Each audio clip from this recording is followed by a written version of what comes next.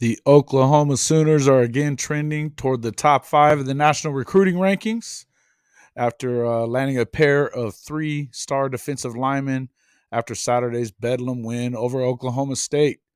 Welcome back to the show, everybody. I am your host, Jason Watkins, and if you love college football, you are definitely in the right place. So before you forget, smash that red subscriber button, like our videos, and don't forget to ring the bell so that you do not miss one moment of the Hall of Fame College Football Podcast. Folks, judging by the response of virtually every recruit that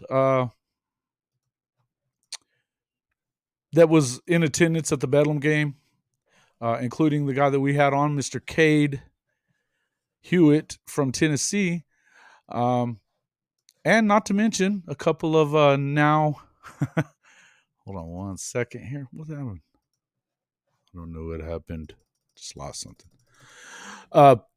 Anyway, judging by the response of all the guys that were there for the recruiting weekend at Bedlam, all of them were super excited about the festivities, everything else.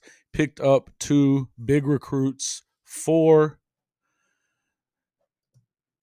the Oklahoma Sooners in Ashton Sanders from Cathedral, Los Angeles, a 3-star big boy defensive tackle.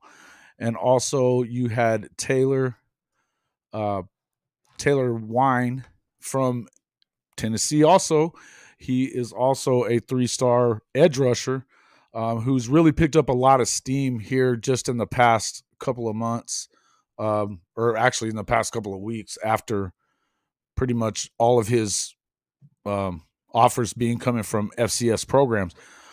According to him, he has been having the Oklahoma coaches were very, very impressed with him. Bowen has not started yet, Coach, but don't worry, it'll happen.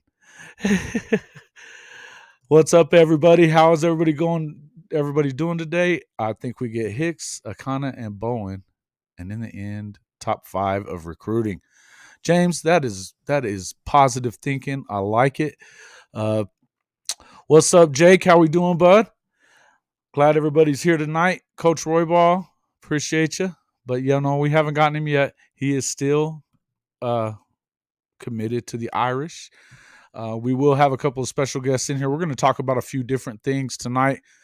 First and foremost, we're going to talk mostly about this, obviously, this recruiting class that you have coming up in front of you. It's starting to look pretty good, though. You really needed to win. Why is the clever emo only a 3-leaf? Aha, the clover. Yeah, why? Why is that, Coach? He's wanting to freaking bet $500 already.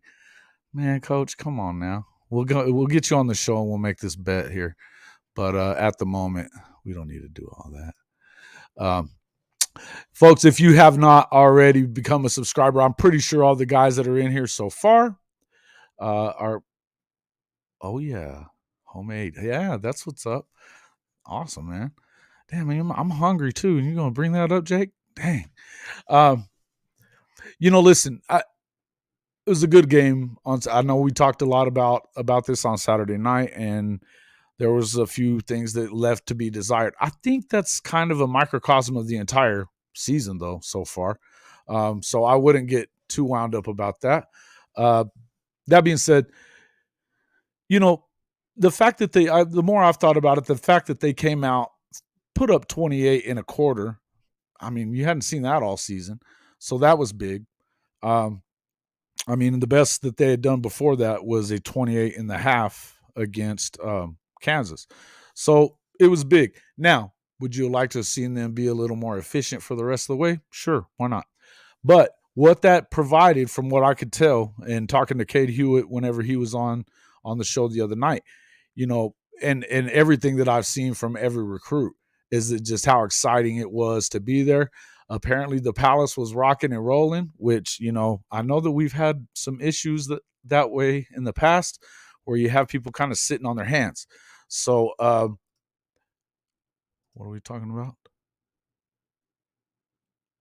Entire fan base is how we get Vasic, and it's a lock. Yeah. Listen, uh, that's what's going on the Notre Dame message boards? Really? All right then, cool. Hey T, her first time on the live. I love it. How are you doing, T? Good to see you. Thanks for coming in. Listen, yeah, your voice is just coming back, Weston. My man, that's what I'm talking about. So apparently, from everything that everybody's saying, it was great, and that's a good thing, man. That's something that was needed. I know that's the video that I put out earlier on Saturday talking about that. It was important for people to show up, be supportive. I think, obviously the Sooners needed to do their part. Hey, 3 interceptions in the first quarter. Should have been about 5 of them, really. They dropped a couple more. So, in order to be able to kind of get the fans on board, it was big. So, but everything according to Ashton Sanders, he said that he came in with the intention of committing, pretty much. And, as long as, everything went the way he felt like it was going to, I think that was big. Oh, barking up the wrong tree, huh? What are we talking about here? Oh yeah. Well, hey coach, I'm gonna have to agree with old Ryan right now. I feel like, girlfriends are undefeated, coach. Don't you know that? They are undefeated. So, my boy B-Man had said something else in here the other night, but yeah, listen. Well, not that that's really hard to do, Weston. These guys are. I'll tell you what about Sanders. That it didn't surprise me in the least. I saw this coming the entire season. When OU was in a 3-game slide, I knew that these guys were going to lose the game. I told you, T, didn't I? Whenever we talked, I said it all over and over and over again that there's no way that Okie Light beats Oklahoma again this season. I just didn't see it happening, particularly in the Palace. And it's, when you start thinking about just kind of what happens in big games, and particularly with Sanders and with Mike Gundy. I mean, I didn't see, and I was wondering, what did you guys think about him punting at the end of the game down 2 scores? I don't care if it is 4th and 27. What else you got? What are you doing? It just goes to show. I mean, no, big shocker, right? Big shocker. But listen, it's a good thing for Oklahoma. I believe, from what I could tell from what Hicks's dad was saying, it wasn't as maybe not exactly what you would want it to be as far as all that goes. I would think that, dang it, I still can't figure out where that thing is at.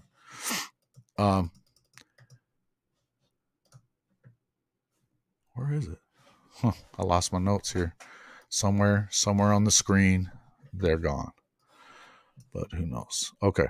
Well, anyway, look, from what his dad was talking about, that he basically said he's still connected to Texas A&M, that he is still on Texas A&M. Now, I would tend to believe that maybe that's true, maybe it isn't, because nobody knows what's going to happen at A&M, folks. I just, there's no way that anybody knows. And I just feel like in any event,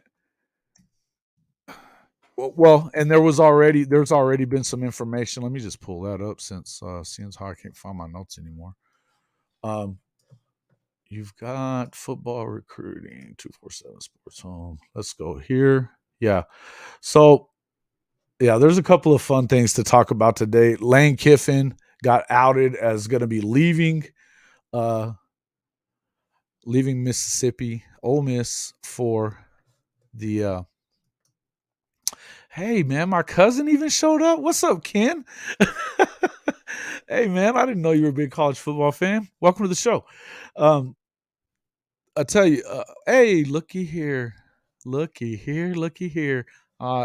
Folks, I'm going to welcome in the frenemy, Mr. Bryce Pinson. He's in. He's back. He's back. It's been a while. I think you're muted. You're right. I am muted. You're muted. Yeah. Welcome back to the show. It's been so long, you forgot how to do it. Oh, you ain't lying. And sorry about the background noise. So I just had a baby. That's why I'm not on the show as often. There is a my background house is thing chaos. I am so That's okay. sorry. That is no problemo, bro. But we can definitely take out the background echoes. Sweet. So it'll be okay. All right. So, guys, again, Bryce, we're just sitting here talking a little bit about the Bedlam game on Saturday and what it did for Oklahoma recruiting. Okay. So far, they have already picked up, as we said, 3 new, 2 new 3-star defensive lineman and edge rusher and a tackle, which is basically what is really needed in Oklahoma to plug that up. To be fair, there's a lot of guys that are in there. Yeah. Yes. Thank you. Yeah. Do you see all this? Pricey? Oh, it's all good. Let's go. Is Coach Royball a Sooner fan? He is not a Sooner fan at all. Who does he root for? He hates the Sooners. He's Notre Dame. Supposedly he's Notre Dame. I'm pretty sure he's a Texas fan. I got to tell you, but he claims that he is not. But yeah. Hey, listen, Jake, I'm with you. But let me just go ahead and make this. Jake, everybody. Just so you know, this is the antagonist. That's why he is the friend. I don't even like Texas. He could care less about Texas. He does it to bust my chops and to get on you guys also. So it's great. We let him do it because he's just full of BS anyway. So just, you guys can go ahead and troll him all you want to. Please do, because, that's why he's here. That's right. You remember Coach Royball though from school. I do. I played against him one time. He beat me 6-0. He burned me. He called a play to Shano Sanders and burned me on the last second. And I was guarding Shano Sanders, and that guy's really, really fast. Yes. He probably could have been in the NFL. He was pretty freaking good. Yeah, I like Shano. He was, man. Sean was a good dude. It's been a while since I've seen him, but he's been doing really well for himself over there in Midland. So, anyways, all right. So you got Ashton Sanders from Los Angeles Cathedral High School. He is a 6'3", 300 pounder. I think he's dropped down to about 270. He's a lot bigger and badder. We're going to show a little bit of his stuff here in just a few minutes. Yeah. Love it. Keep it up, guys. Keep it up. Yeah. Look, and then also Taylor Wein from Tennessee, who is, man, everything that I've seen from both of these guys' tape has just been really, really good, man. Really good. So I've been excited about it. These 2 guys, but I think that the main thing is that it's trending in the right direction for guys like, Peyton, Bowen, and of course David Hicks, who is, the big get. Both of those guys, those would be the 2 big gets for the defense. You got he's a top 3 safety in the country anyway. I think he's at top 2 is what 247 has him at tonight. And then he's between him and Jackson Arnold. They should go ahead and oh, look at that. Coach was talking nice about old Bryce. Thanks, Coach. I appreciate it. I wasn't that good, but I appreciate the kind words. But listen, yeah, it is a long battle, Ryan. You were right, but I feel pretty good. Yeah, well, with Bowen, his girlfriend just did sign a letter of intent to come play soccer at Oklahoma, so that's a good thing. Girlfriends are generally undefeated. That being said, when you're a 5-star recruit, you can get a girlfriend wherever you want. So, and you can go wherever you want. So it is what it is. And yeah, you're right about Wein. Taylor Wein has been, that's what I was saying before. This up until about a month ago, he only had FCS offers going on. In the last month or so, he's gotten up to 20 different offers from around the country. I heard Ohio State was on him, and I know the same with Ashton. He was one of those guys that was sure. Wisconsin was really wanting him. Cal wanted him, from what I could understand. there was a lot of schools that were in the running for him. So it's a big get. It's a big get for the Sooners, and it trends in the right direction. We're going to find out kind of what happens with the other guys. I'm reading a little bit of stuff, about that Hicks really enjoyed his last visit to Oregon. And I was reading that right before the show started. So I'm not positive. And the way that he kind of led Oklahoma on before and then took the bag and went to A&M, I'm not sure that I trust anything that he says anyway. And his dad was non-committal, he was completely non-committal.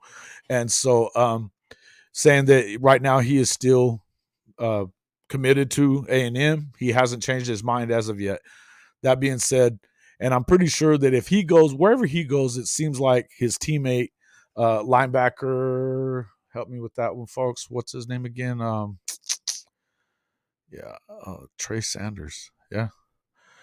Trey Sanders. Talk to me, Sooner Cowboys. See, we got a bunch of new guys in here today. I love it. And guys, if you're new here to the show, I hope you have hit the subscriber button on your way in, or at least you will at some point. Make sure you hit that like button too as well, guys. All the interaction that we get, this is great in the comments, but all the interaction we get as far as hitting likes, and that's a free thing, and then of course the subscriptions and stuff. You don't have to get any kind of notifications or anything like that. We're not going to send you any email, I promise, anything like that. So please help us out. We're getting really close to being able to go ahead and monetize and be able to continue with this week after week. Philip Bowen is taking more visits to OU than Notre Dame. Yeah. He's. You guys are going to keep going back and forth. I can already just see this. Okay, who's in the transfer portal from Bama? Really? Trey Sanders. He was Trey talking about Sanders. you asked who Trey Sanders was. Oh, okay.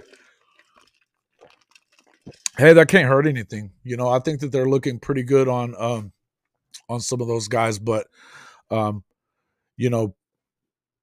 far as running backs are concerned, with Daylan Smothers and some of those guys coming in, but I tell you, I feel these guys are going back and forth. I love it. This is fun in here. This is fun. In fact, I'm going to just go ahead and let them talk.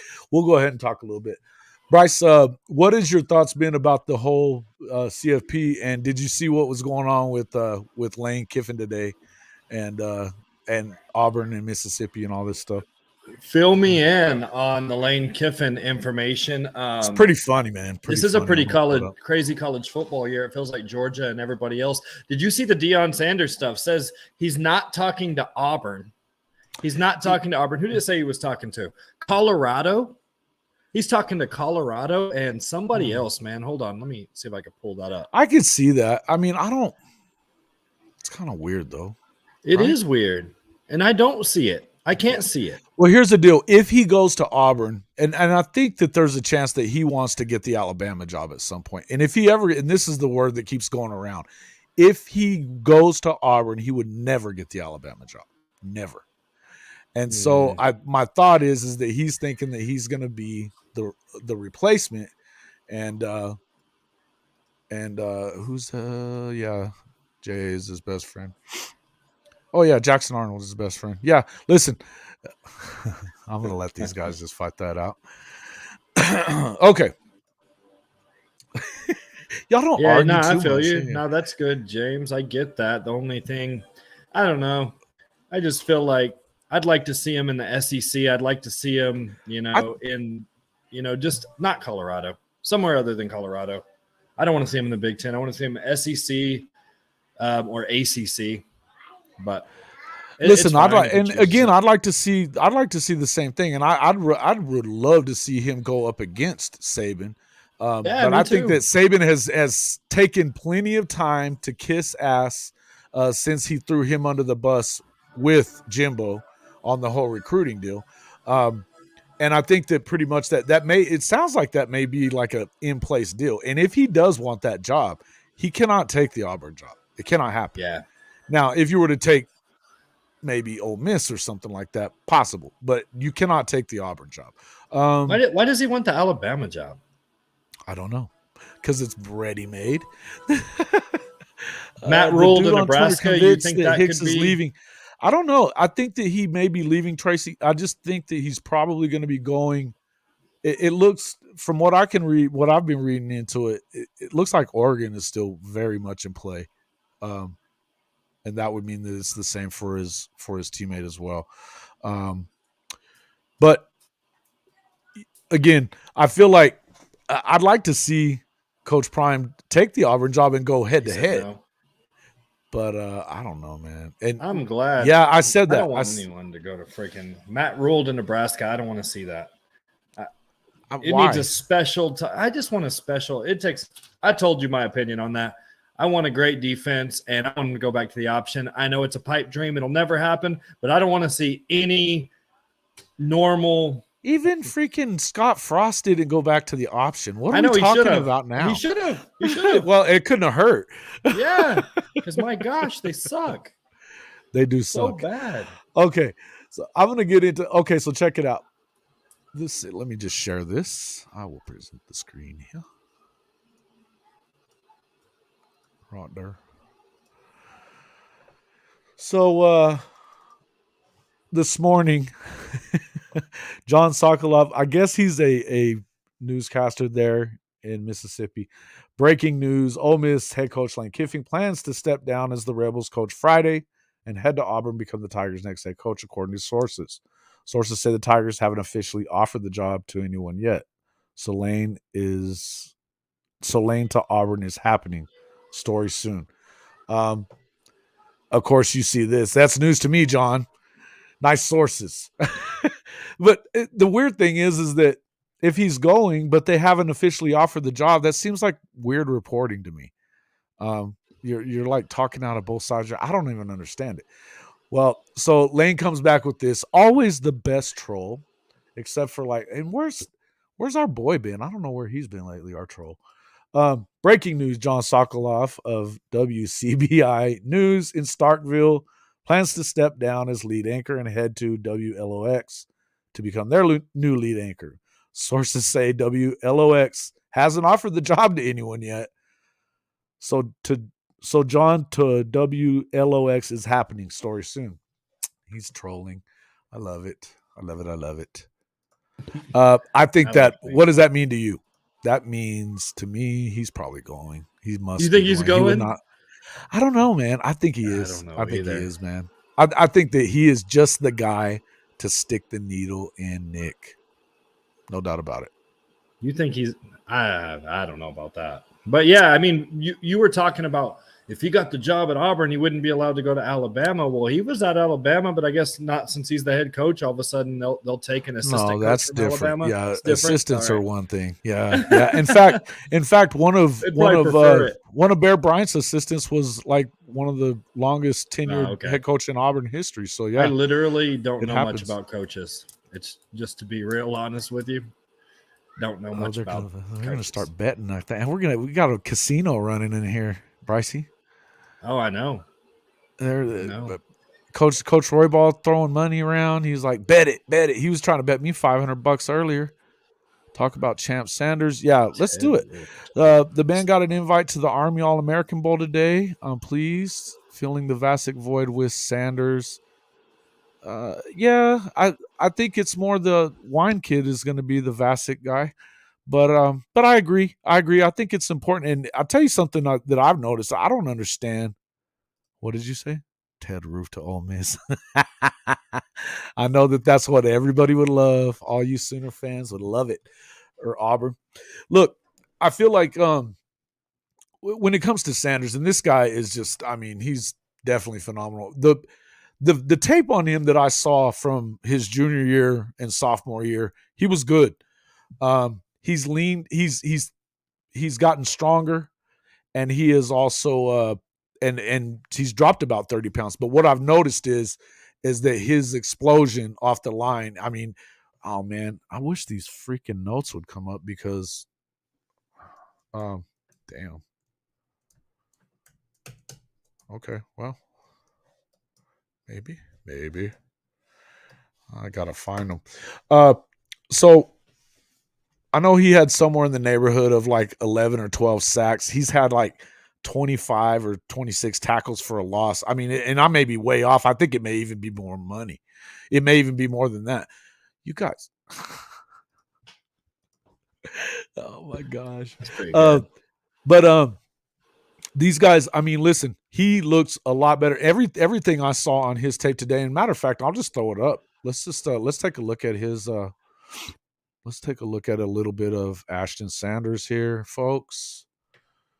We will start here. I'm going to go ahead and present that real quick. Sure. Go. And go. So, yeah, look, he looks really good, though. He looks really good. So I would say that, look at him. I mean, I think this is a fumble. He's number 1, but I mean, nobody's holding in there. Yeah. Big dog status. He's a big kid, man. Look at him. Boom.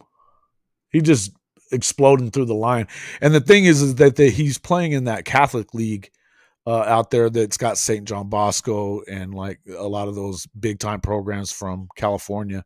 So, it's not like he's playing against bad, terrible talent or something like that, which is good. So he's getting a lot of pressure on quarterbacks. I know, and he had a ton of hurries. Let's see. I'm going to find that while you guys are watching that. I'm going to find this stuff. Oops, wrong way.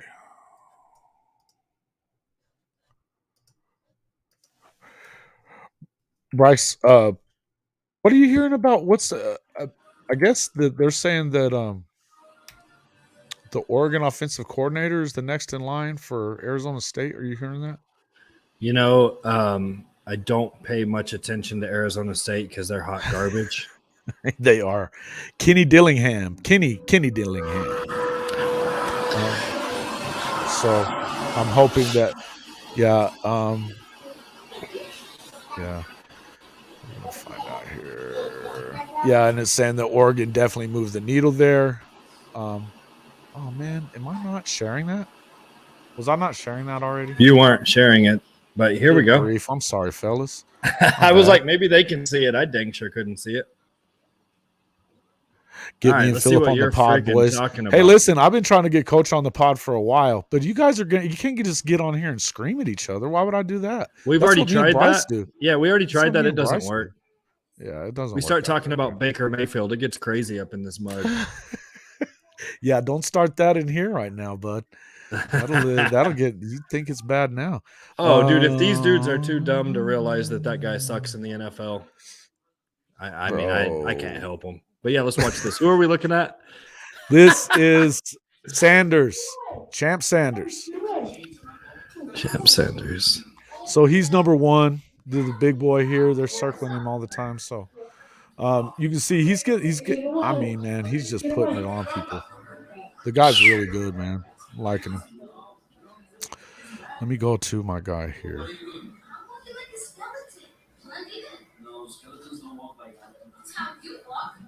Is that what? Am I hearing you or is it at your house? Oh, yeah, it's probably at my house. I'm sorry. No, it's all good. I was just making sure it wasn't anything from mine. Let's see. So, I feel like this is a big pickup, and it could mean a lot for coming up. And something I was talking about the other day that we want to keep in mind is that this is already probably the best defensive recruiting class in Oklahoma history, definitely for the last 10 or 15 years. So James, I could be wrong on the rest of it. I'm not a freaking Texas fan. I could care less about Vince Young. I just get tired of hearing y'all dork Sooners tell me that Baker Mayfield's a good NFL player when he's not. I'm over it. The guy sucks. He's played for 2 teams. Get him out of the NFL. He's a great backup.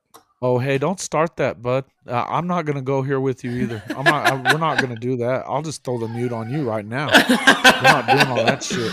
It was one of the greatest. Both of them were some of the greatest college football quarterbacks you'll ever see. But there's a difference between college and the NFL. Oh, my God. Here we go.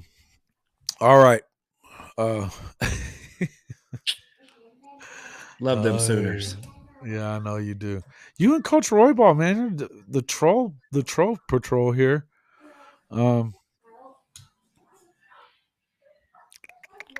Yeah, he hasn't, and neither is or his receiver. At least this Sooner. You know what I like this Sooner Cowboy. He's realistic. No, and here's the thing. I mean, I can tell you that I mean anybody can see that it's been a bad season, and it wasn't a great season last year either. But it's not like Cleveland's doing much without him either. And their defense that's supposed to be so good, it's trash. You know, they're not getting anything done either. So we're gonna see. Here we go. We've seen. No, whatever, bro. You can continue. You can continue with however you feel about it all, but you know. Thanks, Ryan. I feel better. The Texan.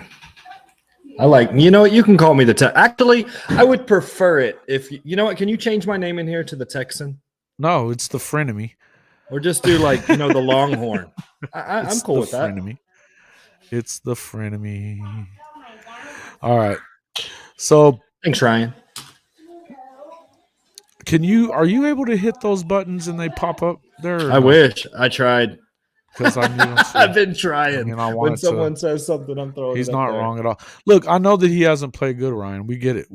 You know. Hey, Baker Mayfield's one of my favorite quarterbacks too. Sooner Cowboy. I really loved him in college.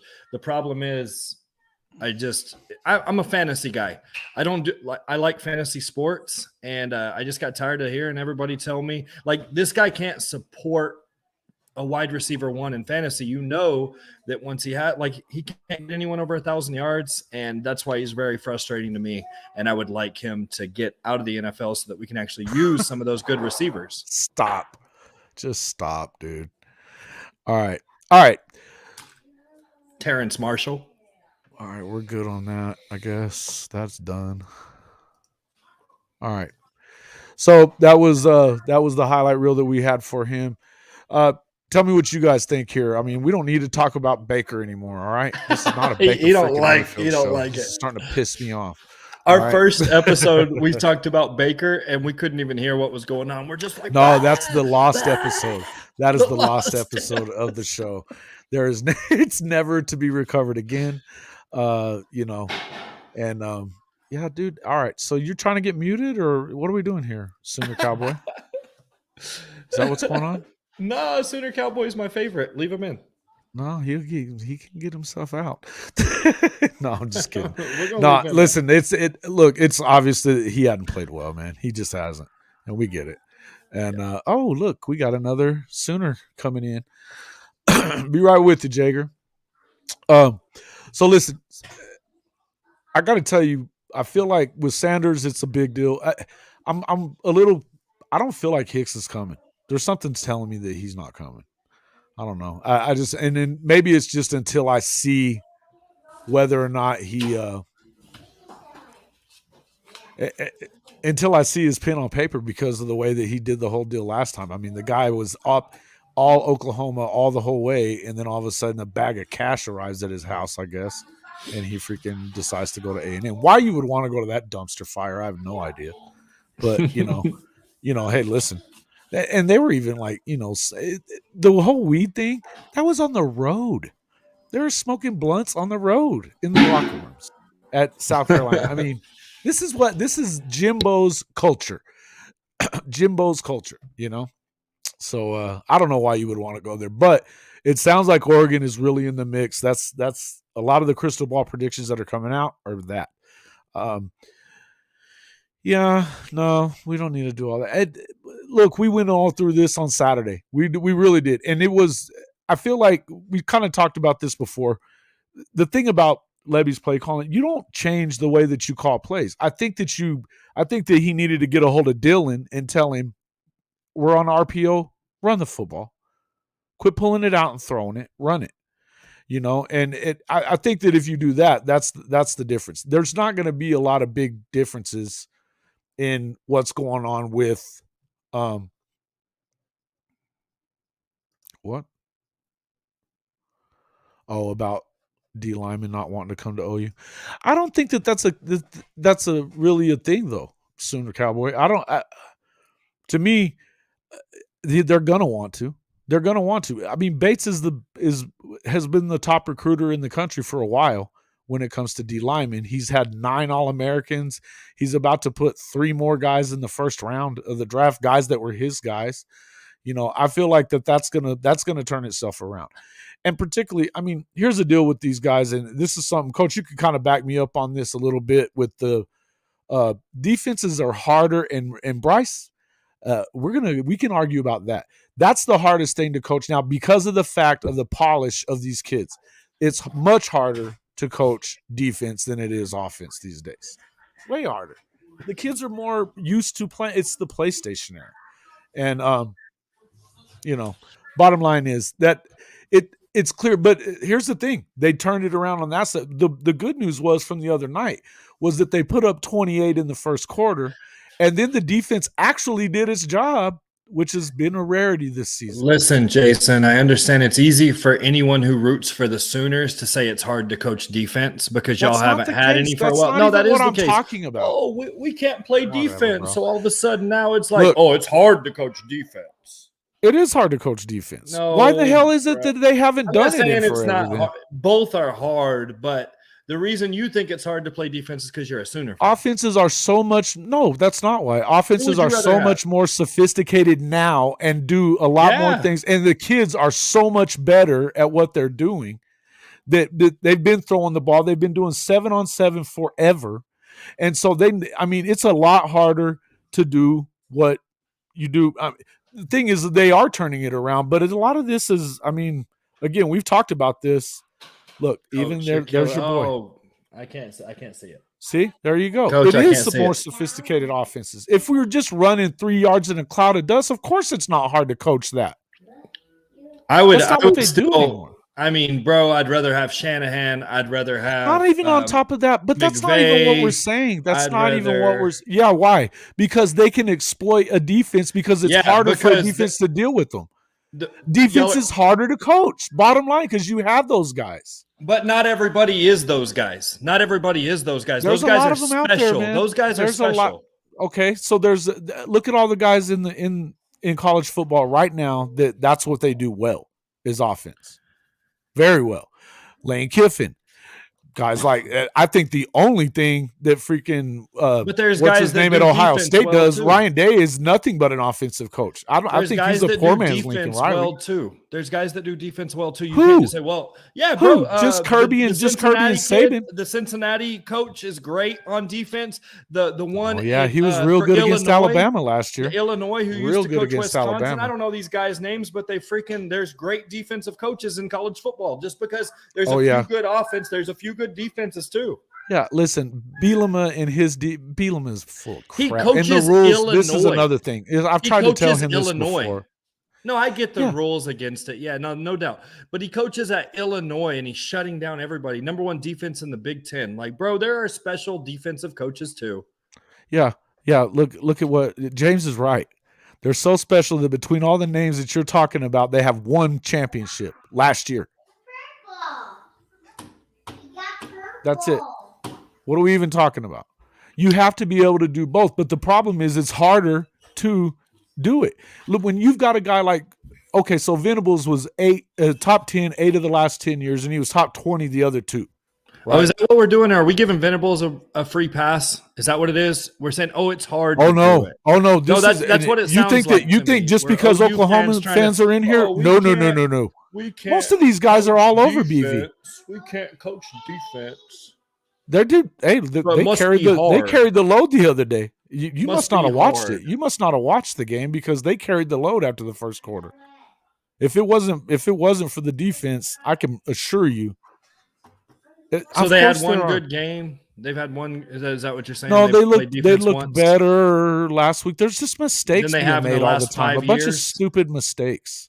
Than they have in the last 5 years. Hey, listen, they only gave up 13. That's a lot less than they've given up in a long time. You would think out of all those recruits and all those athletes that go to Oklahoma, that 44% turnover. Don't start that shit. You already know the difference. You know that's not what happened. They got gutted. You said it yourself. It was gutted. Shut up. Don't start that shit. I knew you were going to do that crap. Yes, he's a dumbass. He's a drunk. This is what he does, Weston. I'm telling you, he comes in here to bust my chops just to get me wound up, so I'll yell at Tell you everybody. who's drunk is the good freaking stuff. Oklahoma coaches. Like, look at y'all's freaking record, just disastrous. It's terrible. Here we go, man. Here we go. We had 4 good games this year. Yeah. How many have you played? Yeah, 4 good games. Which 4? Which 4 are we talking about there, Sooner Cowboy? Because I got to tell you, the early ones don't really count. It was good this one. I think that overall it wasn't terrible against West Virginia, but the stupid mistakes of that, like jumping off sides on 4th down. You know, it's a 4th and 1. You jump off sides. You can't have it. You can't have it. And those are the kind of things that at some point the players got to play. You can coach it, but the players got to play. And the one thing about it is his defenses are a lot more sophisticated. I'm going to give him a year. I'm going to give him his year and let him. They should be better next year. They should definitely be better in year 3. Year 3, they should definitely be even better. He needs to get his guys in there, and they're going to have time. And look, he's going to need a lot more than a year. And before we go, that I am not just taking up completely for Brent Venables. He has to do his thing. It's hard to coach. He has to do his thing. He's got some growing to do as far as being a head coach. And there is a learning curve. Nebraska's garbage. Yeah, what about it? He's telling us the 4 games that were well coached on defense, I guess. Nebraska, don't count that. Man. You might as well throw in New Mexico State if you want to talk about that. Hey, they're better than the rest of these guys. Oh man, I didn't let him in, I guess. Oops. I forgot about Jaeger. Yeah, is he up? He can come in with us. All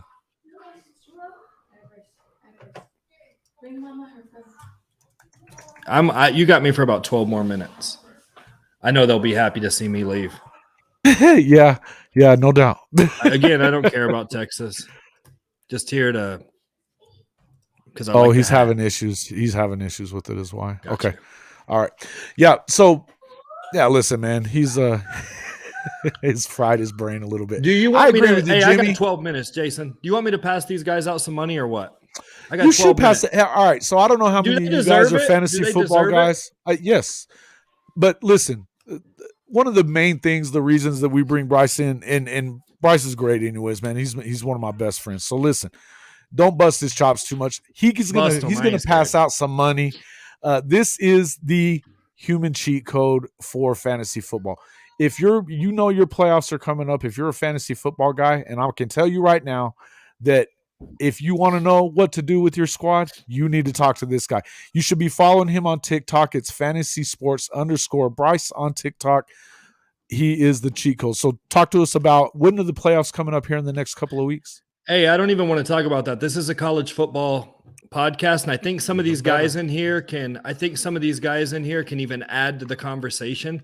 A lot of y'all know more about college football than even me, but I am good at lining it up and doing pretty good on DFS. So I wanted to give y'all some DFS stuff for this Friday and this Saturday real quick. All right. So real quick, I'm just going to throw some names down. If y'all want some money, grab a pen and a piece of paper, and these guys will be good to go into your lineup. All right. So starting off with Friday, Drake May for the University of North Carolina is playing against North Carolina State. I know that's not the best matchup, but apparently defenses can't coach, so we're really, really good there. So we're going to throw him up. They're 122 against the pass, and Drake May seems to light up everybody he plays against. He's $9,000 on DraftKings. So write that down. He's a chalk play. Let me tell y'all something real quick. If y'all want to make money, you don't want to play a bunch of tournaments. Those are lottery tickets. If you want to make money, you're going to play head-to-head, and you're going to play 50-50 and double-ups, okay? You're going to maybe play 1 or 2 tournaments, but a lot less money on the tournaments than you're going to play on the 50-50s and head-to-heads. You want to probably put 98% of your money into 50-50s and head-to-heads and 2% of your money into tournaments, and then you'll be able to make some money. But Drake May is a chalk play. You're going to see him a lot. Now, if you want to find a guy, if you're trying to, pick up some of these good running backs, Clay Millen for Colorado State up against UNM. He's a good dart throw. He's only 5,200 on DraftKings.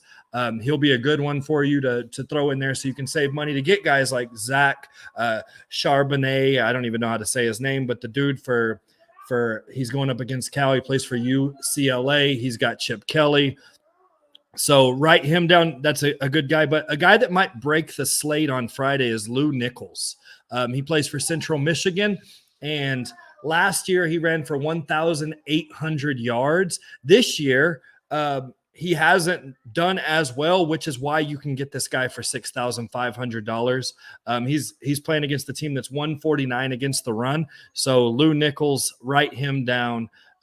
Xavier Worthy, I know y'all hate Texas, but he's way too cheap going up against Baylor. You're going to want to throw him down. Josh Downs. So one thing I like to do is whenever I get a quarterback, I like to pair him with his best wide receiver. And Josh Downs is unguardable going up against North Carolina State. Him and Drake May, put them on the same lineup. And if you're really trying to pay down at wide receiver, you want Maven Anderson. Maven Anderson's only $3,300. He plays for Cal, and he's going up against UCLA. I like this for many reasons. One, they're 195 against the pass, UCLA is. And a big thing is, when you got Chip Kelly on the other side of the ball, you know that he's going to get plenty of opportunities. And for only $3,300, that's a good start to build your lineup. Another guy I like is Trey Knox, tight end for Arkansas this week. He doesn't have the greatest matchup, but for $3,400, he's going to get it going. So then I'm going to jump into Saturday. I like Saturday a lot better. I want y'all to keep an eye on this guy. His name, he plays for James Madison. His name is Todd Centeio. This dude is a dual threat quarterback. He's really good. This offense kind of reminds me a lot of Tennessee's offense. I know that, they're in a class below. They're not SEC tier, all that stuff. But Todd Centeio is an absolute beast. He's going up against Coastal Carolina. He's only $5,800 for a quarterback. Write that name down. Go ahead and put him in your lineup. Aiden O'Connell for Purdue is going up against Indiana. I like him at $6,700. They're number 236 against the pass. And listen to these numbers. The last 5 games, O'Connell's thrown for 25. He's thrown 25 pass attempts, 40 pass attempts, 43 pass attempts, 46 pass attempts, and 54 pass attempts. They're going to throw the ball. They love to air it out. So Aiden O'Connell for $6,700 is a steal. And now, one thing I don't like about this slate is there's not a lot of good cheap wide receivers on Saturday. So you're going to have to pay up at wide receiver. So you're going to want to pay attention to these running backs, and you're going to want to get their backups. Okay, there's a lot of injured running backs, and as soon as you see this guy's injured, go ahead and jump in and get that backup because he's going to be super cheap. And a lot of time, y'all know how it is. Alabama or Georgia's backup is just as good as most running backs in the country. So whenever you see one of these big name running backs that ain't going to play, go ahead and plug in their backup, and then you'll be able to get these good receivers on that slate. But if you do have to pay up on these running backs, I'm going to screw this all up, the names, but a guy I've been picking all year and he's done me well is Muhammad Ibrahim, or whatever his name is, the dude for freaking Minnesota. He gets a lot of rush attempts, and he's only $7,400. Also, I like Kenny McIntosh at Georgia. He's $6,800. He's going up against Georgia Tech. I know it's going to be a blowout. He's going to get most of his points in the first half and maybe a little bit in the third quarter, but Georgia Tech is 205 against the run, and I think Georgia's going to run it right down their throat, and McIntosh is going to have some early touchdowns. At wide receiver, remember how I said you want to pair quarterbacks that you have with their best wide receivers? So Chris Thornton. Chris Thornton plays for James Madison as well. A lot of people are saying this guy has NFL talent. He's 5'8" and he can fly. All right. And so go ahead and pair him with your boy Todd Centeio against Coastal Carolina, and he's only $6,200. That's a great start. And then the Purdue receivers, I like Charlie Jones and TJ Sheffield. Sheffield's only $4,900, and he's carried this team at times. He's had 11 targets, 7 targets. I mean, he's a stud. So I really like TJ Sheffield, and obviously I like Charlie Jones. But listen, Indiana's 273 against number one wide receivers. They can't guard the number one wide receiver on a team. Chris Thornton's 247 against number one wide receivers. This is a good start. Obviously, you probably won't be able to fit all these guys in there, but you throw some of these guys in your lineup, you're going to win money. Hey, are you there? Are you still with it? Who? Are you done? No, you're not done. Keep going. You want me to keep going? No, are you done? Or are you? I'm done. That was okay, the last thing I was literally going to say. All right. Well, we are going to welcome to the stream then, Mr. Robert Jager. Everybody and I got to go, guys.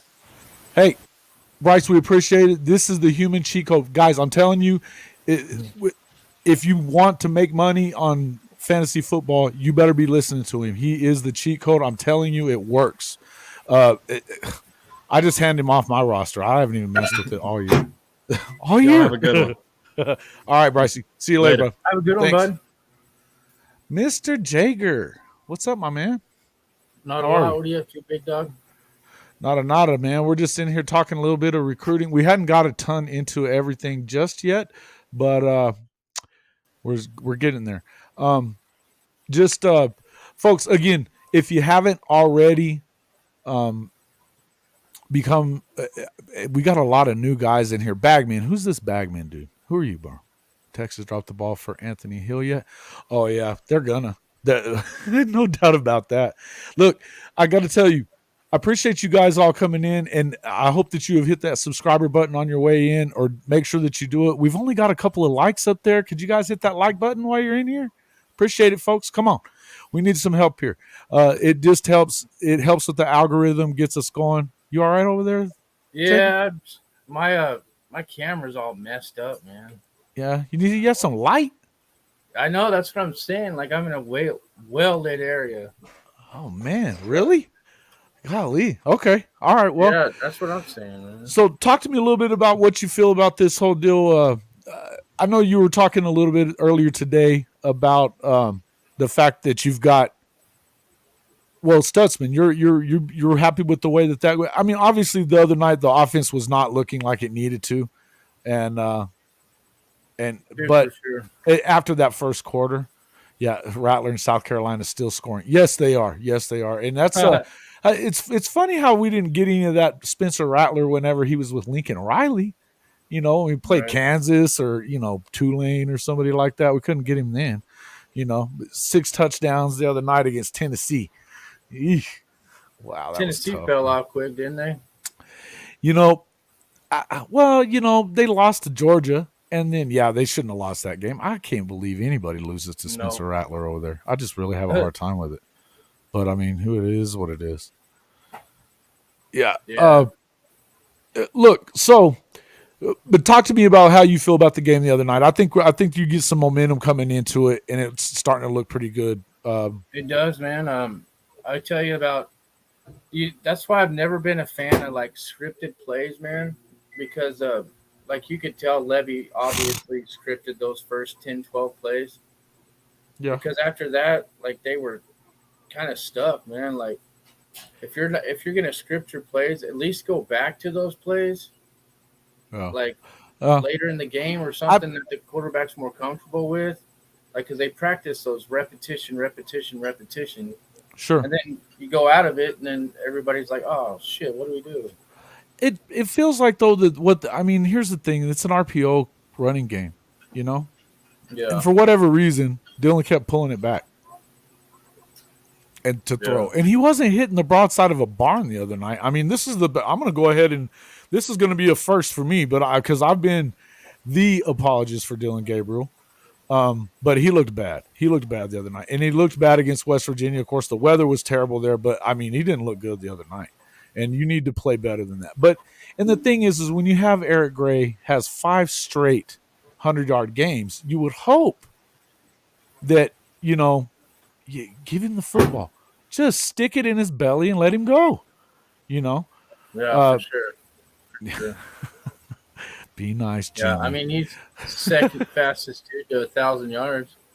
Hey, man, he's had a fabulous season. Eric Gray has been huge, And look, folks, here's the one thing I'm going to ask you. Who was going to be a better quarterback to come in and play in this offense than Dylan Gabriel because he already knowing the Levy offense, which is not an easy offense.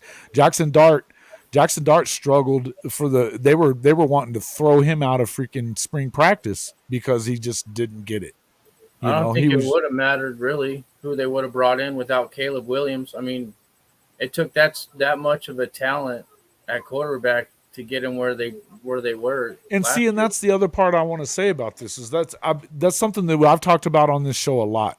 When I had JP on here a couple of weeks ago, we talked about that. Look, they were this close to having 5 losses a year ago. Oh, easy. They had 6 one-score games, and the Kansas game they were losing going into the fourth quarter and ended up winning by 12, but only because of Caleb Williams putting his cape on again. Play. Yeah, absolutely. I mean, how he ended up keeping that football, I have no idea. But I got to tell you, if you didn't have, and look, I think that he saved their asses at least 3 different times this year at USC. Oh yeah, they they're building he just tore down the facade that he had here and rebuilt that shit in Southern California. Let's just Gabriel better than Casey Thompson. I don't know. That's it. Oh wait, come on, bro. No, seriously. I mean, look at it. Yes, he's better than Casey, bro. Casey's trash. Come on. You think so, man? I didn't think he was good. I didn't think he. Of course, then again, maybe. So what? He can't play in Sark's offense. I mean, who? I guess it's been troublesome for some of these quarterbacks in his offense. Nobody can play in Sark's offense. Sark, I don't know how you have Bijan Robinson and you don't give him the freaking football. Look at what you did. Look at what happened when you did last week. 250 almost. Bro, it wasn't even freaking close. And I mean, it's like he forgot about him in so many freaking games all year. If he just gives him the football in Stillwater, they blow Okie Light out. They blow them out. Yeah. All he has to do is give him the ball. It's just insane. But yeah. And I agree with you. That's the one thing. It definitely has been a one-man show around there for too long. When you've got guys like Kyler and Baker and Caleb Williams and even Jalen Hurts, which Jalen wasn't – he throws the ball a hell of a lot better than he used to. Yeah, maybe. I don't know, man. Maybe coming into it. But the thing is like, I think that what you needed was a guy that ran the same kind of offense as what you're seeing. And there wasn't anybody Dylan Gabriel's won a lot of football games. And if you look at it, he hasn't turned the ball over a ton. He looked bad the other night. But a lot of this stuff up until the other day and even, I guess, some of the West Virginia game, it was just people forgetting that the defense sucked. The Kansas State game, the guy freaking had 500 yards himself. Yeah. It wasn't on Dylan. It wasn't on Dylan. It was not. It wasn't. You just got to remember all them yards and all them touchdowns and all them dubs came at UCF. And I'm not dogging on them. They're a good program, but look at the level of competition they're playing week in. It's different. Come on, man! You cannot tell me that the freaking Big 12 has been freaking fabulous for the last 10 years because it hasn't. To go from UCF to OU, that's quite. I agree with you. But what I'm asking you is who is going to come in and run that offense? Well, it wouldn't matter really. If you're giving up, that's what I'm getting at. If you're giving up 40 and 500 yards or 600 yards a freaking weekend, it doesn't matter. Yeah. It's easy to blame him this week, but they did put up 28 in the first quarter. But it's easy to blame him this week because the defense actually did its job. Okay? But it's been a rarity. It's been a rarity. Yeah, come on. If you're going to let Adrian Martinez, because you can't tell me that Adrian Martinez is that good. He had the blueprint to beat OU. He was denied. I think they're trying to save Nick Evers, man, for some reason. I don't know why they're trying to save Nick, but they're trying to save him. To me, I didn't understand Evers. I felt like they should have let him get in that game, and obviously the Red River game. It couldn't have been any worse than it was. Yeah. And they put him in at the end of the game for garbage time. I don't understand. I don't know if they're like maybe they don't want to just put that much pressure on the young kid. I don't know. Oh, hell. Come on, man. This is OU. What are we talking about? I don't know. I mean, if Not you're coming to throwing him in the OU, and fire. I don't know. Hey, listen, man, BB's all his about dad the was a college practice. football player. I think that he's going to be. Yeah, probably. Is he going to be Listen, there next year? Who? Who's Ever. is? Jackson Arnold coming in. Yeah, I don't know. I don't know, man. It's a good question. I don't think that. Here's the thing. The one thing that I keep hearing, and you could tell you may know better than me on this, that they don't feel like he's strong enough yet or big enough yet. Like that was the concern, that they're going to get him hurt more than anything else. I don't know, man. And I just the mind, man, it's crazy. The mind, You like think- a young kid that's never really played big time. I mean, he's played big time high school football, but he did, and But he like was you really. said, I I mean, mean, that's he why was you come to freaking OU. good. He had to have been better than what they stuck in, man. Come on, that guy at Pitt, he never got in at Pitt. Why is he getting in at OU? yeah. He couldn't even. And then by that. what was the deal with Booty? With General Booty? I love that name still. But Sells some why? merchandise?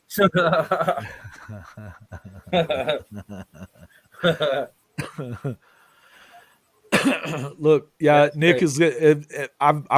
I wouldn't be surprised if Nick transferred. I mean, you kind of have, if you're not going to get your opportunity with Jackson coming in, the writing's on the wall because you're a year ahead of him. I mean, yeah, I don't see why you would stay. But the thing is they're not going to start. I don't think that they're going to just throw Jackson out there unless he really goes and wins the job. Which could he? Hey, look, from what he looks like in high school, he looks great. But there's only so many teams in the state of Texas that can touch him, that can touch them at all. In fact, Westlake might be the only one, and they're not going to play them this year. So, Does Gabriel come back next year? Is he a junior? Yeah, he's a junior. Yeah, so he'll be back. Is there going to be a battle next year for QB1? Well, I think that they want Gabriel to keep it. I mean, you have to basically listen. You didn't get him to come to town by saying, it's a 1-year deal. So if they want him to stay, they better keep him as QB1 to start with. Well, you got to give it to the better player, right? I mean, I'm saying before the offseason gets over. Right. I mean, you can't just afford to say, "Hey, well, yeah, we're gonna roll the dice with the freaking freshman," right. And listen, I'm almost sure of it. Yeah, I think so too. So I think he has to be coming back. And listen, he could be better next year. Look, they haven't been great in a lot of places. They just haven't. It's aside from the running game. I mean, there's been flashes, and I don't think he's a terrible leader. I think that he has some bad throws here and there, and I think that he gets a little antsy back there in the pocket. But I would hope it's a real competition. I do too. You know what? It's kind of ironic too. Like the running game was one of the biggest questions going into the season too. Hey man, Eric, and I kept hearing people say that he wasn't a real deal running back. That Eric wasn't, and I thought, man, reminds me of Le'Veon Bell, man. Wow, like Le'Veon Bell a lot, dude. That's a pretty nice little comparison. Yeah, he's been good. He's been really good, man. I listen, and he's played through pain, hurt. I mean, I give him all the props in the world because he's played big boys up front too, man. That offensive line. But you know what? That's the one place that they haven't been as good as you think they have been at sometimes. There's been times that's the thing is that with a little guy like him, you need to get that defensive line off of his ass because that's when he's making bad throws. That's any quarterback, by the way, too. Who you don't think who can leave? Oh, yeah, I don't. Where would he go? I mean, I think UCLA was talking about him before, but and I guess they could need him, but you can leave though.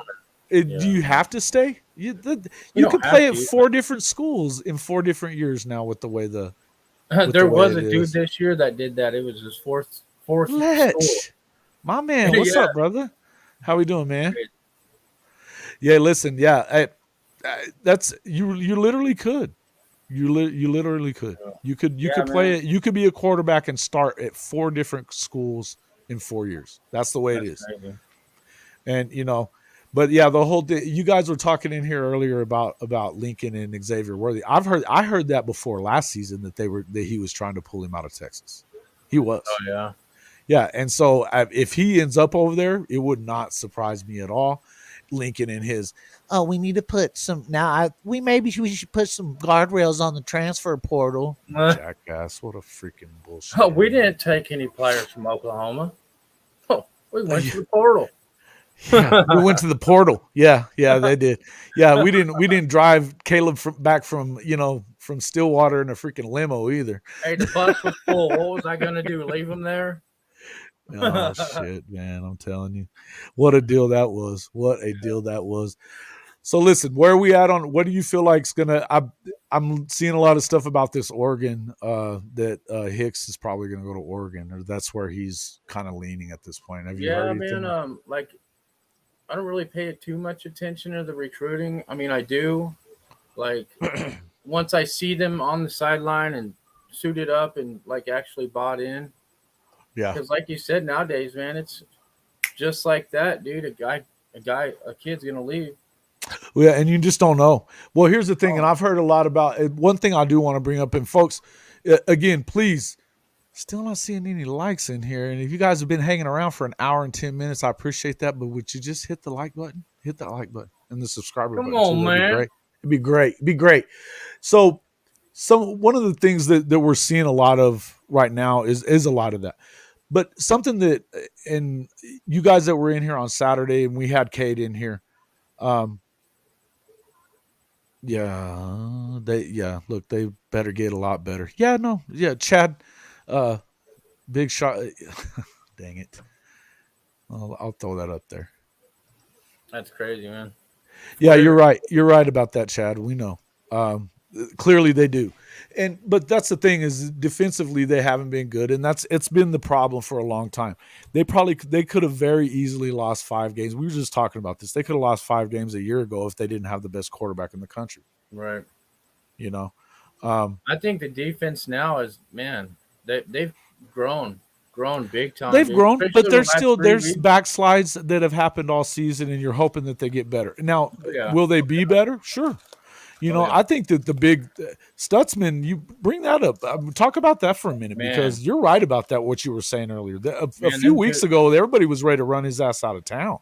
They were dogging him, man. Like, just, I mean, I was there, man. I seen him get lost in coverage a lot, man. And against, what was it?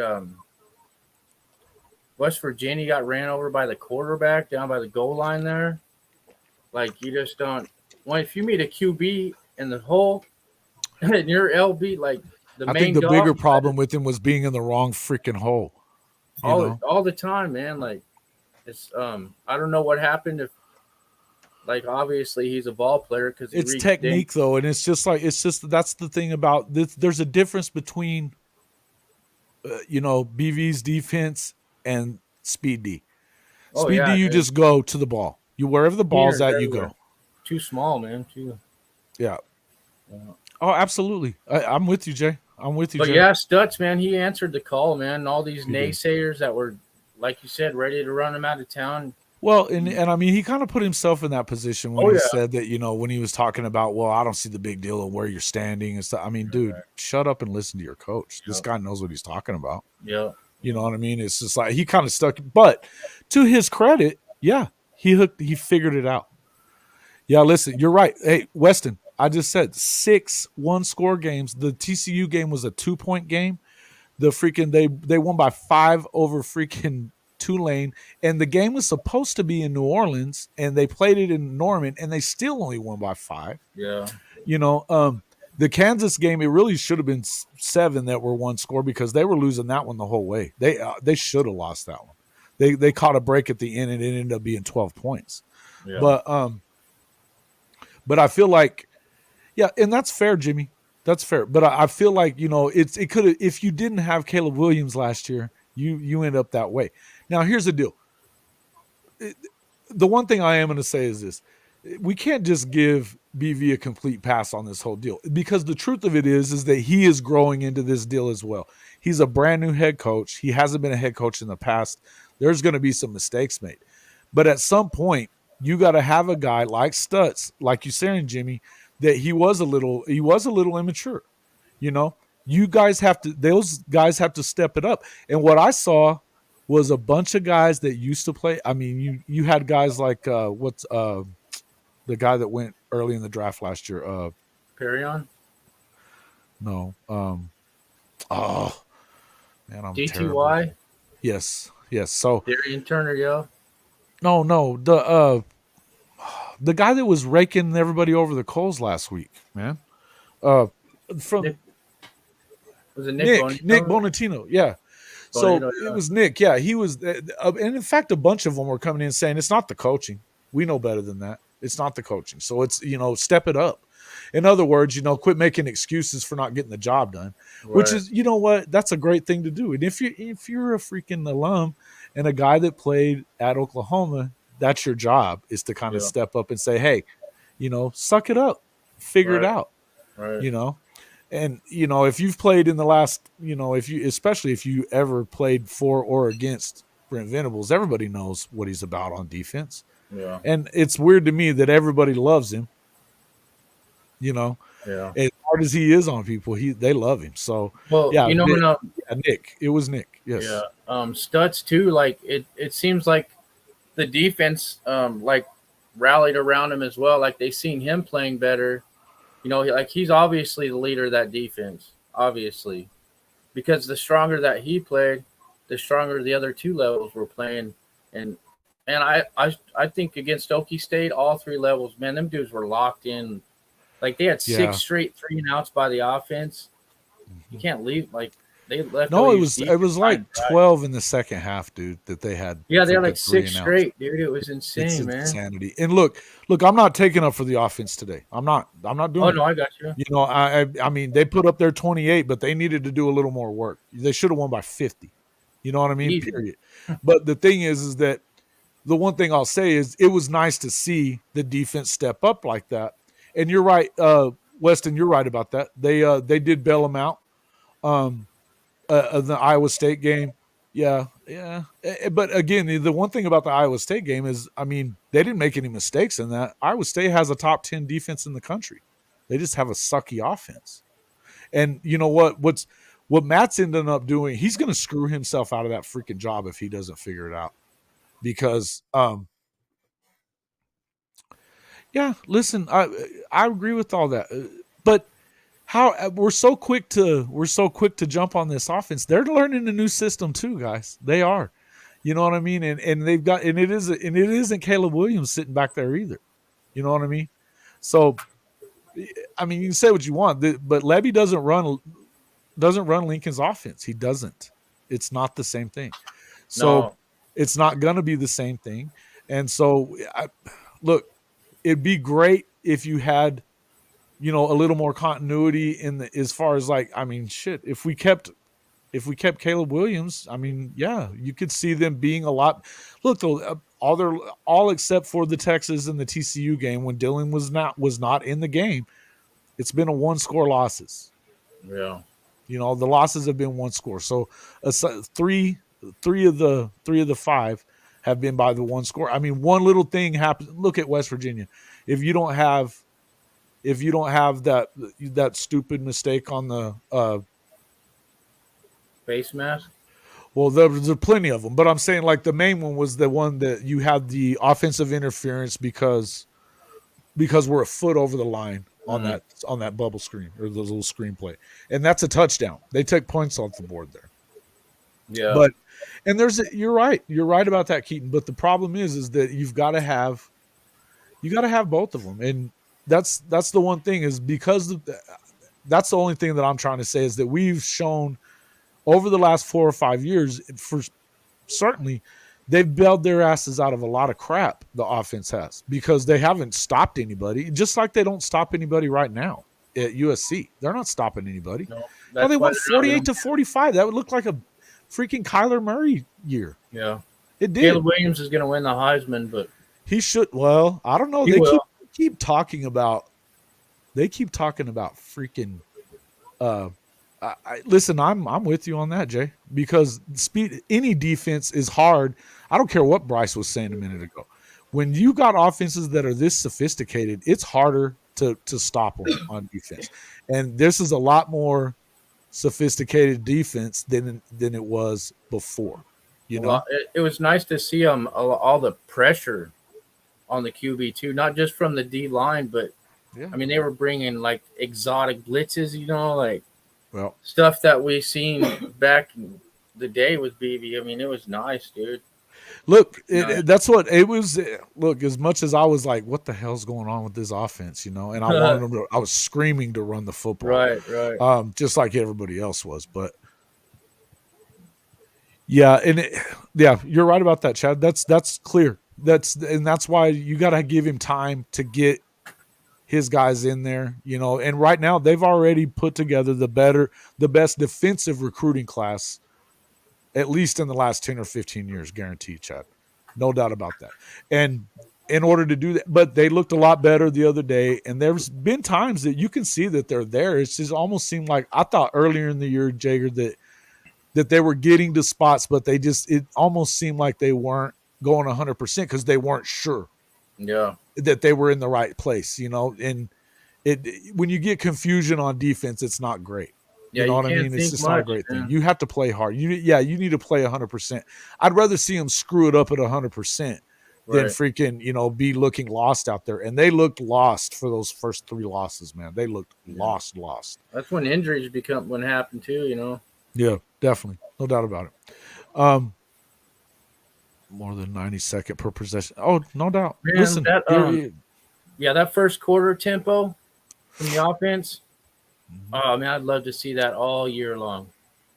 Look, if they're going to do that, that's fine. And that's the thing is, why even try to step you off the gas if you're going to do it? Let's just go back to the same plays that you were running. Exactly, man. I mean, just go ahead and do it. I was with you when you said that. I mean, that's the best thing that they probably could have done. Stop it. Like that's my philosophy. Like stop me. Yeah. And look, the quarterback is what he is, but what did they have outside of him? Because dude, you saw what happened whenever he wasn't in the game. The Bonneville, Davis Bevel, the Bonneville. Yeah, he was terrible, man. That guy's so man. Bad. He's like throwing like 5 or like 90-mile-an-hour fastballs like to the guy 4 yards from him. Yeah. Are you guys seeing those the spam in the? Can you see that in there, folks? Tell me if you're seeing spam in there in the chat room. So I'm about to fix this up. About to piss me off.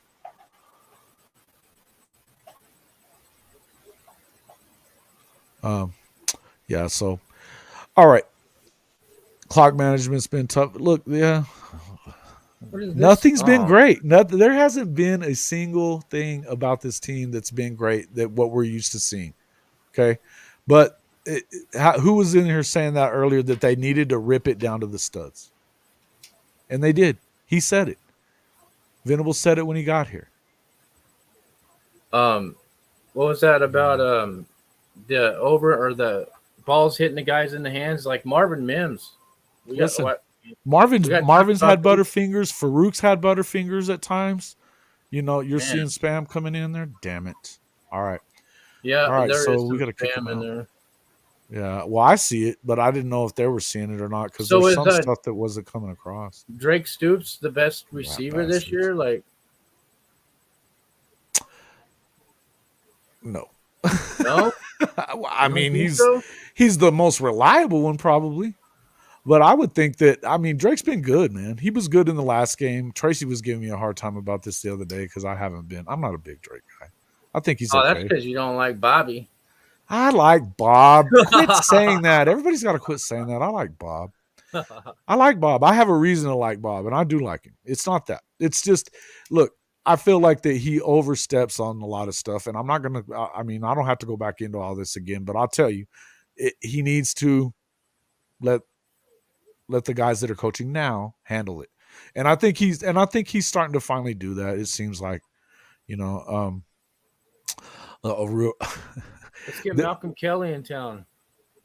Malcolm Kelly. Yeah. So have you guys heard that Kel might be going to SC? Is that a real? Shut up. Is that a real? I hope not, dude. He was wearing a freaking Trojan shirt one day. Oh, really? Yeah, he was. Dude, I would have loved to have seen this offense. I wish they would have kept Kel Gundy as OC like before they even tried to hire Levy. Man, he did really great. Maybe. He did great in that Alamo Bowl, man, calling that game. Yeah, yeah, I could see that. Well, and look at what Lincoln's brother's done at TCU, man. I mean, that offense looks 1,000 times different than it did a year ago. Them coaches got expiration dates, though, man. Listen, they really do. Do they? Not when you got a TCU defense like they do. No, I think that's the problem with Lincoln. The problem with Lincoln is the fact that they don't play defense. Yeah, and that he recruits defenses like he's at a freaking Texas Tech or ECU. 7-on-7. Yeah, Yeah, he did. And but Riley also, yes, they do forget that. But Riley also helped recruit all that talent in there too, and all those guys that stayed. And the problem is that it was there was things going on, and we know all that. Guys, you've been Oklahoma fans long enough to know that it wasn't all well and great before Lincoln got there either. They were not winning bowl games. They weren't always beating Texas. I mean, come on, they weren't. And look, the way that he got rid of Josh, I didn't think that was cool. I didn't think that was cool at all. And so, now that brought you Lincoln, but now what do you feel about that? That brought you Lincoln. But I don't know. The reason I say expiration date, because like, if you look at the last 10 years of the national champions, none of those coaches are air raid. I guess Coach O was, I guess, with that lightning in a bottle he had at LSU. But they don't know how to think on the fly, in my opinion. I mean, they're good coaches, like Mike Leach. He's fun to watch. But is he ever gonna, is he ever gonna be a national champion? Probably not. Yeah. I mean, it's just, and when it comes down to it, simply, the most physical team is gonna win. Period. No, well, I agree with you on that. Look, because here's the deal: the SEC is going to be that team. You know what I mean? And I'm telling you now, I think that Ryan Day is the same. I don't think he's a good coach. The guy's the first dude at Ohio State to lose to Michigan in how long? 15 years? I mean, come on, man. That's not it. What has he done? He's recruiting great offensive talent, but look at what their defense has been the last few years. And even with bringing in old boy that was with Oklahoma State last year, they haven't been great on defense, and they haven't played anybody yet. The Big Ten is trash outside of those two teams. Trash. Hot trash. Just garbage, man. Terrible. Yeah. And I think Luke Fickell would have been better at Ohio State than Ryan Day. Weston, you hit the nail on the head right there. He stayed way too long. And the problem that got perpetuated by Bob Stoops was that was part of his negotiation to leave so that Lincoln didn't take the Oregon job, was that Mike had to keep his job. And that was not what needed to happen. And so when that happened, and then, of course, I get it. They put kind of training wheels on it for Lincoln that first year or so, but they never really took him off, and that's what pissed him off, So, and in the end, I'm not sitting here taking up for Lincoln. Not after the way that he ran out. That's bullshit. It wasn't right the way he did it. But look, I mean, he let Mike was bad without BV, and they were trying. And I remember that there were people trying to run Venables' ass out of town when he left. They thought just for sure that the biggest problem out there was Brent Venables, and it wasn't. But I mean, that's clear now, because it was. I mean, look at that year with Kyler comes in and breaks all those single season records that Baker had just set, winning the Heisman and going number one the year before that. And they were winning 50-48 week after week after week. Yeah. I mean, good grief. He was awful. Man, there was a time at OU. Yeah. When the defense would put up 3 touchdowns. Absolutely. Along with the offense. I remember those days, bro. I remember those days. Look, here's the deal. Coach Stoops, and as much as I like Coach Stoops, man, I'm not even being a hater. I'm really not. But after 2004, what did they do? From 2004 to 2009, they won 2 bowl games. There was the Holiday Bowl and the Sun Bowl. Ugh. And they were 8-5 seasons. They lost everything else. Every other that was the West Virginia boat race in the Fiesta Bowl, and then getting beat. They should have beaten Florida. Man, SC, LSU. I mean, it was just game after game. They're getting thumped, and it wasn't real. I mean, even that LSU game against Saban and them, it wasn't as close as the final score. It wasn't. They just didn't look right, and they lost like 5 out of 7 freaking Red Rivers too during that time. Yeah, they just won a lot of games. That's it. They did, but when you lose that, I mean, that big name Bob thing wears off a little bit when you don't win the big games anymore, man. And so, all I'm saying is that it was not exactly what everybody remembers it as because they're so pissed off at Lincoln, and rightfully so that we're pissed off at Lincoln. All I'm saying is, yes, they did. Yes, they did. Yeah. But you know why? Because BV's defense kicked the shit out of freaking Baker. They just loaded up on their asses. Man, I remember that. Oh yeah. I remember that too. Look, man, it would happen year after year, and then of course when Lincoln took over, they should have won. The one thing I'll say is, and I'm waiting on to get Peyton back in here. He's our recruiting guy, but I tell you something. I remember being at the Rose Bowl in 18, and they should have won it. They should have won it. They were big enough to play with Georgia, and they should have won by freaking 40. They could have actually won it. If you've noticed, it's gotten smaller and smaller and smaller all across the trenches ever since then. Yep. It should have been just, that was so bad.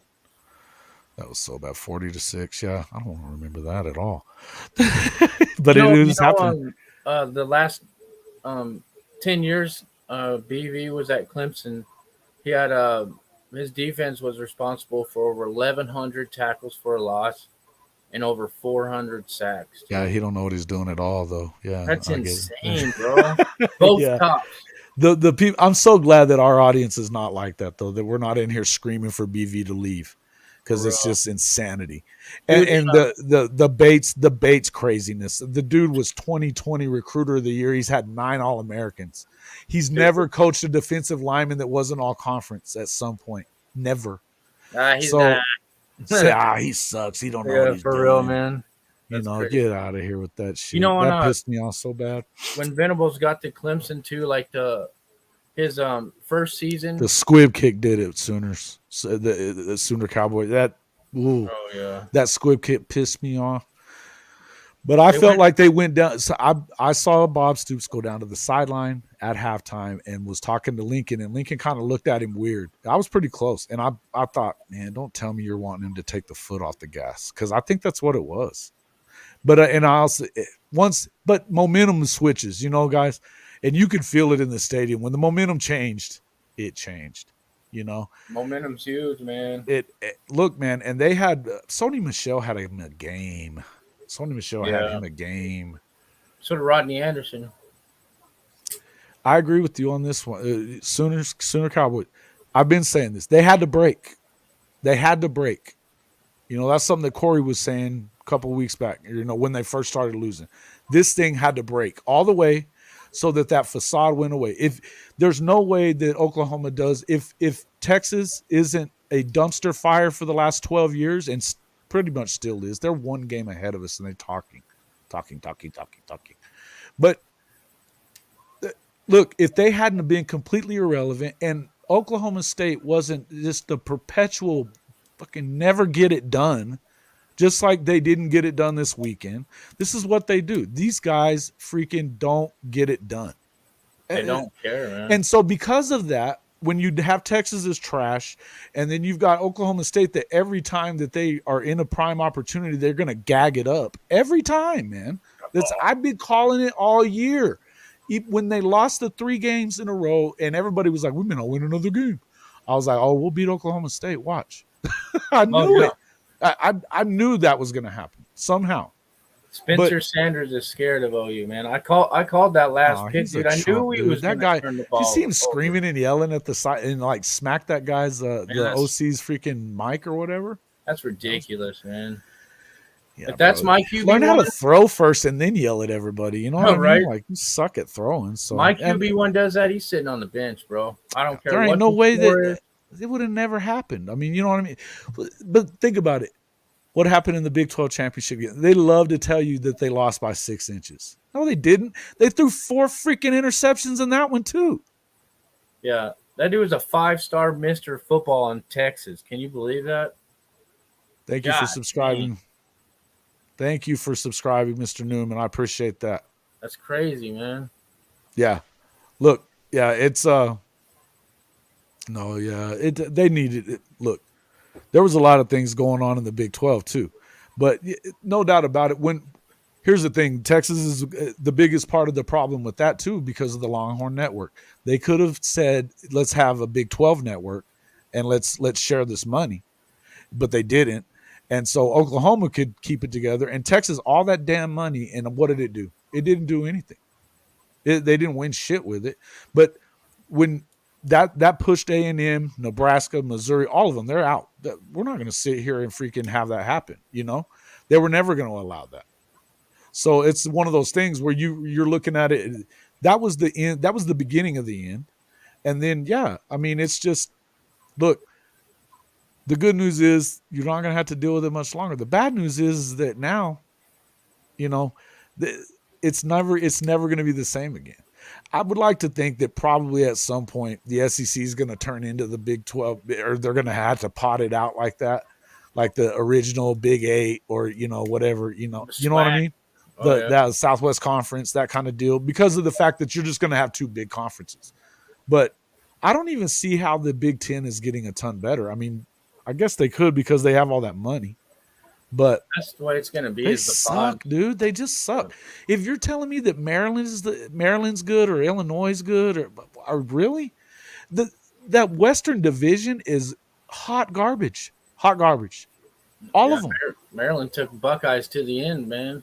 Yeah, dude. That's because Ryan Day's a chump. I'm telling you. Man. if Rutgers and freaking Maryland are going to be your next teams up. Yeah. Yep. No, they did. They got complacent, but they also, it wasn't even just complacency. It maybe it was. The thing was that it looked like it was better than it was. Everybody, you know, it's just like, you know, the fact that people would say with 44% roster turnover that this was an 11-2 team last year. That team's not here. That team is not here. Not everybody went with Lincoln, but they didn't all damn stay here. Or you had how many 6 or 7 guys went to the NFL off that defense? Yeah. And the defense wasn't great, but they left. And then you had all those offensive guys that left. Hazelwood. Yeah, I mean, they were all gone. Yeah, Marquise Hayes. Yeah. Was it Marquise Hayes, I think? Well, yeah, you had you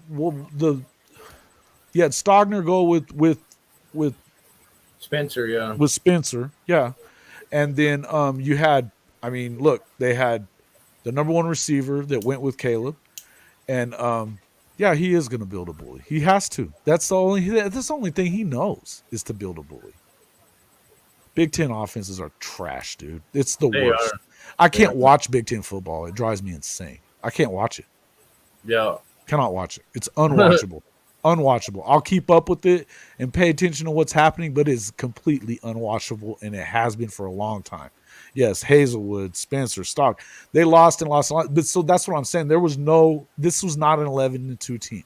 I don't give a shit what Colin Cowherd was saying or anybody else that wants to sit out there and throw that crap out there. It's just a bunch of trash. You know? Bottom line is, 13 guys to the, Yeah, and the transfer portal, okay, so you had 2 5-stars. You had 13 guys off of the depth chart that were on the defense at some point are no longer there, right? Yeah. Pretty much you had Woody come back, and you had we just talked about him earlier, the defensive lineman. Jalen Redmond? Yeah, Redmond. Yeah. So you didn't really have much, right? and then Stutz, and then Danny, but he didn't really play a lot last year, right? Right. But so the depth chart is just, it was eaten up. And then on top of that, the offense, the better players on that offense are all gone. 2 5-star quarterbacks gone. Not that I'm in love with Spencer Rattler, but a bunch of guys went to the NFL. You had 6 guys that went to the NFL. 6 off of a bad defense, even. No, Ohio State's going to get beat. They're going to get beat.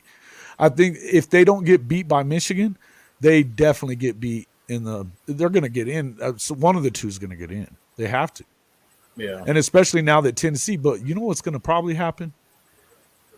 If Bama can sneak their way in. If Lincoln finds a way to beat Notre Dame this week, he's going to get in the fucking playoffs, man. I won't be surprised. I know he probably will get in the playoffs.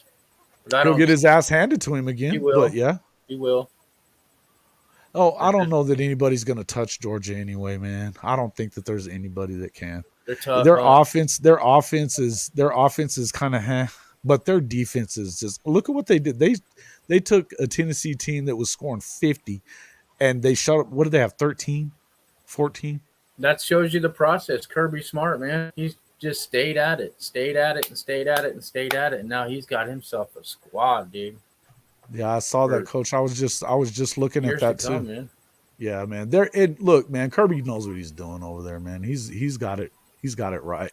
Yeah, so Minchie flipped to that's exactly what Notre Dame needed, right?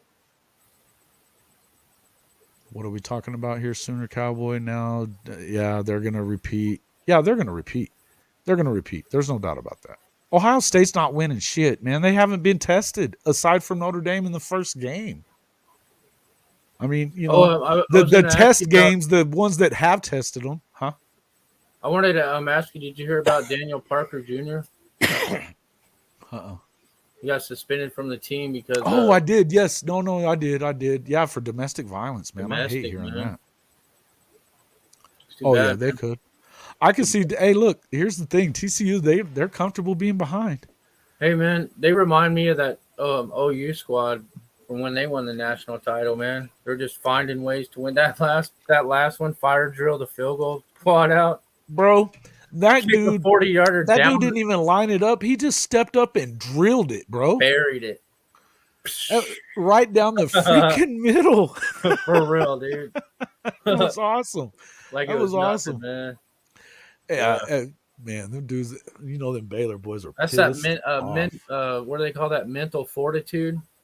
Yep.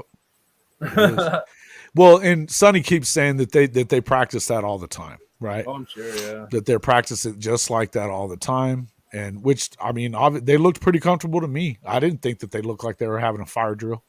You know what I mean? The guys that were running off the field were hauling ass. Right, but the other dudes were kind of, and he kicked it with time left. Oh, yeah.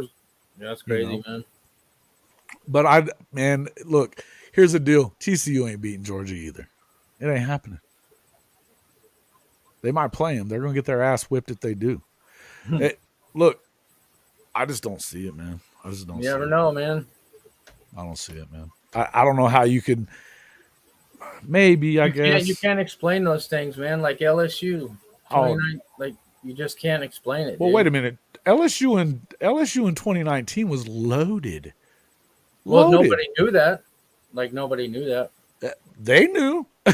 Well, obviously. Shit, they were good, the only man. ones that knew. Look at their receivers. Look at everybody that was on that team. Justin Jefferson. Yeah. Smart Chase. Both of them. And then, of course, Burrow. Mm-hmm. Burrow went to the Super Bowl last year. They were nasty, and their defense was nasty too. But nobody was saying Kane, shit about thank you, boys. Started. Kane, I appreciate you. Appreciate the subscription, guys. I appreciate it. We're getting closer to 500. We need to get the other 500 too, but I appreciate it, guys, and that's good. Listen, I want to talk to you guys just a little bit about some of these recruits that are running under the radar. We had Kate in here the other night on our Saturday stream. And I want to tell you a little bit about a guy that I know I've been really working for a couple of these guys to get recruited, and not even necessarily to Oklahoma, man. And I'd love to see this kid at Oklahoma, but if he didn't, that's fine. I just want him to go play somewhere. His name is Darian Holmes. He is out of San Antonio Warren, and the guy had put up a season this year. He had 81 catches for 1,275 yards. I'm just going to pull that up for everybody here. 81 catches, 1,275 yards, folks. That is insane, right? Now, what I want to tell you is, which one is this one? Okay. So he's in the same area as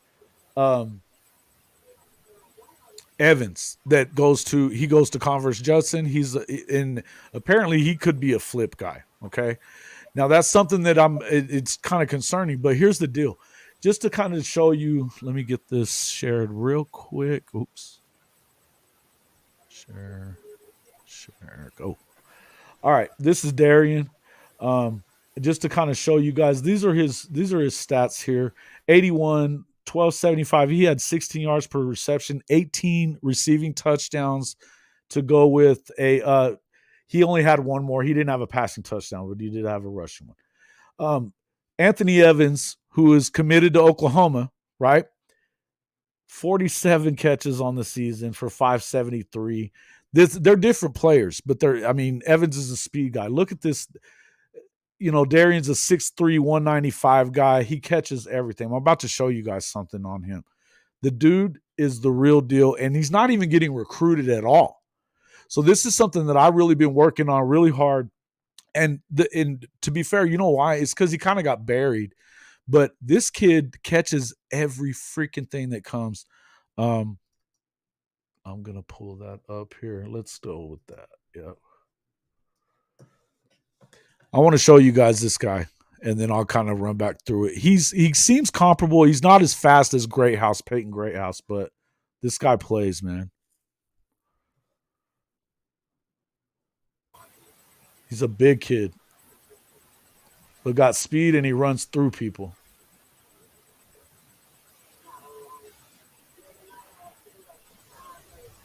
Shit. Whoa. No offers, man. See, he didn't get to play last year. They were 2-8. Damn. He got hurt. High point a ball. He high points everything, bro. Look at this guy. Watch this. I'm just going to let you guys watch it. Oh, nice. Yeah, watch this one. Fighting dude off, still caught it. Dude, he was all over him from the... For real. Nice. Pretty good, man. Yeah, that ain't even the best one yet. He has a catch like that every game. The guy had 81 catches. He doubled up the guy that's coming to OU in everything. He led 4 districts. And watch the way he just runs through people. Look at this. Boom. Damn.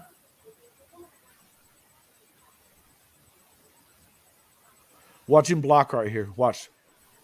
Whop. Get out of here. Huh. This guy's the real deal, man.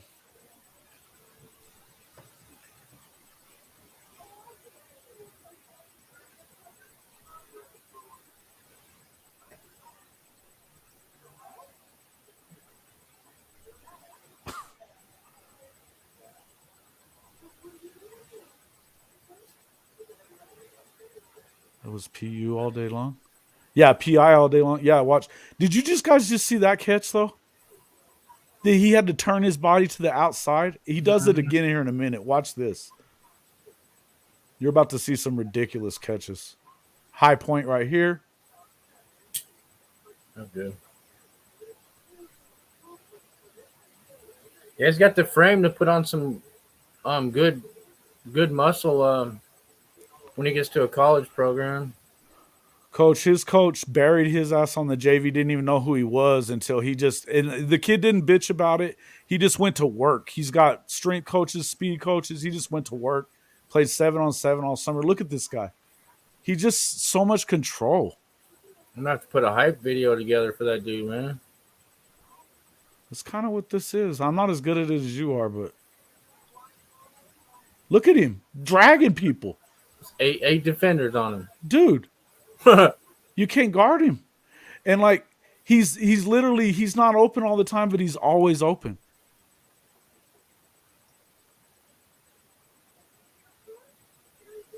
His grades are good, John. They're good, Jay. I'm telling you, he didn't get to play last year. It was just a matter of, it was a new coach. He didn't know who he was. Yeah, OU's going to be better next year. All right, you're about to see some really good catches. These are all the blow through people ones, but you're about to see a couple of really insane ones.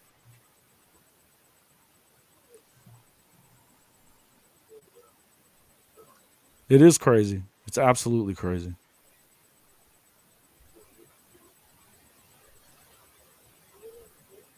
And I've been sending it out everywhere, though. I'm sending it out. It's been me. I'm freaking tweeting it every day. And, I mean, his parents are doing the best they can. They don't know any better, you know. They got him in 7-on-7 this past year. He went on some camps and different stuff like that. But, where's he from? San Antonio? Yeah. But he led 4 districts around San Antonio. He ran 27, 28, 29, and 30. There wasn't really even anybody close. And that includes Westlake is in that. So I'll show you in a second. But Great House, who's going to Notre Dame, and he's really good. He's faster than Darian. But I don't know that he catches. I know he doesn't catch the ball better. But he's real. I mean, Peyton or Great House is really, really good. That being said, his grades are good, Coach. His grades are good. He's a 3.7.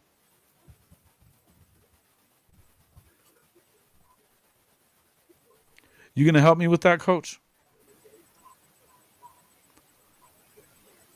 Look at this catch. You'll get to see it again. Look at this.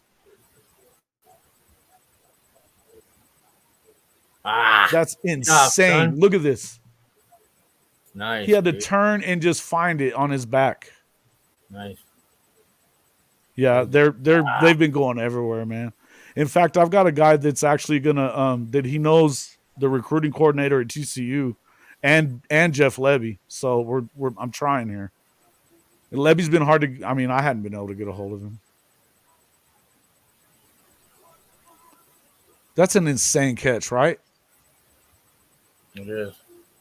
Yeah, Coach, I appreciate it. I'd appreciate that. Even JUCO, because I mean, I don't want him to get stuck at.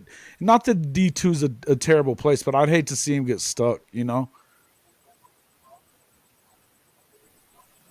Got some ballers at D2, man. There are some. All right, look at this catch. Look at this freaking catch, dude. Oh, nice. Turn around. He had to turn all the freaking way around. On the run. Yeah. This was in the game that they lost in the playoffs last week. He had to turn it all the way around and get it. He doesn't drop footballs. Darian Holmes is his name. Darian Holmes. I'm going to show you some more stuff here in just a second on him. All right, watch this one. This is a busted-ass play. Look at this. Bye. Damn. He just runs away from him. Defender's gone. Gone. And that was a busted play. Yeah, it was. Nice. That's what I was going to ask you, Coach. I think the same thing. Yeah, bring that guy to OU. I agree. He hadn't dropped anything. We wouldn't have Butterfinger issues. Man, that's too bad. That fumble by B-Will, too, man. Yeah. You know that ate him up. Man, I like B-Will, though. He's good. Man, that dude's he's a beast, man. Look at this. Look at this. He does this every game. Nice. He had Coach, he had a 19-catch game. A 19-catch game against Brennan, which is one of the better teams there. 19 catches. And actually he had 20. He had a 2-point conversion catch. And then this one, they apparently didn't call it a catch. He had 2 touchdowns in each game, but this one they didn't call it a catch. It's a touchdown. I don't know why they didn't call it a catch. But that's it on that video. But I mean, folks, you got to tell me, is there any way that this guy should not be, playing somewhere? Okay. Oh, yeah, I'll send it to you. I'll send it to you, Coach. Need to get need to mention CJ Blocker too, man. CJ Blocker. Yeah, he's a good New player. Caney High School. Mm-hmm. Runs a 4.3 140. Runs a 10.3 100-yard dash. Yeah. So look, I mean, and that's the He's thing is committed to this guy. Utah.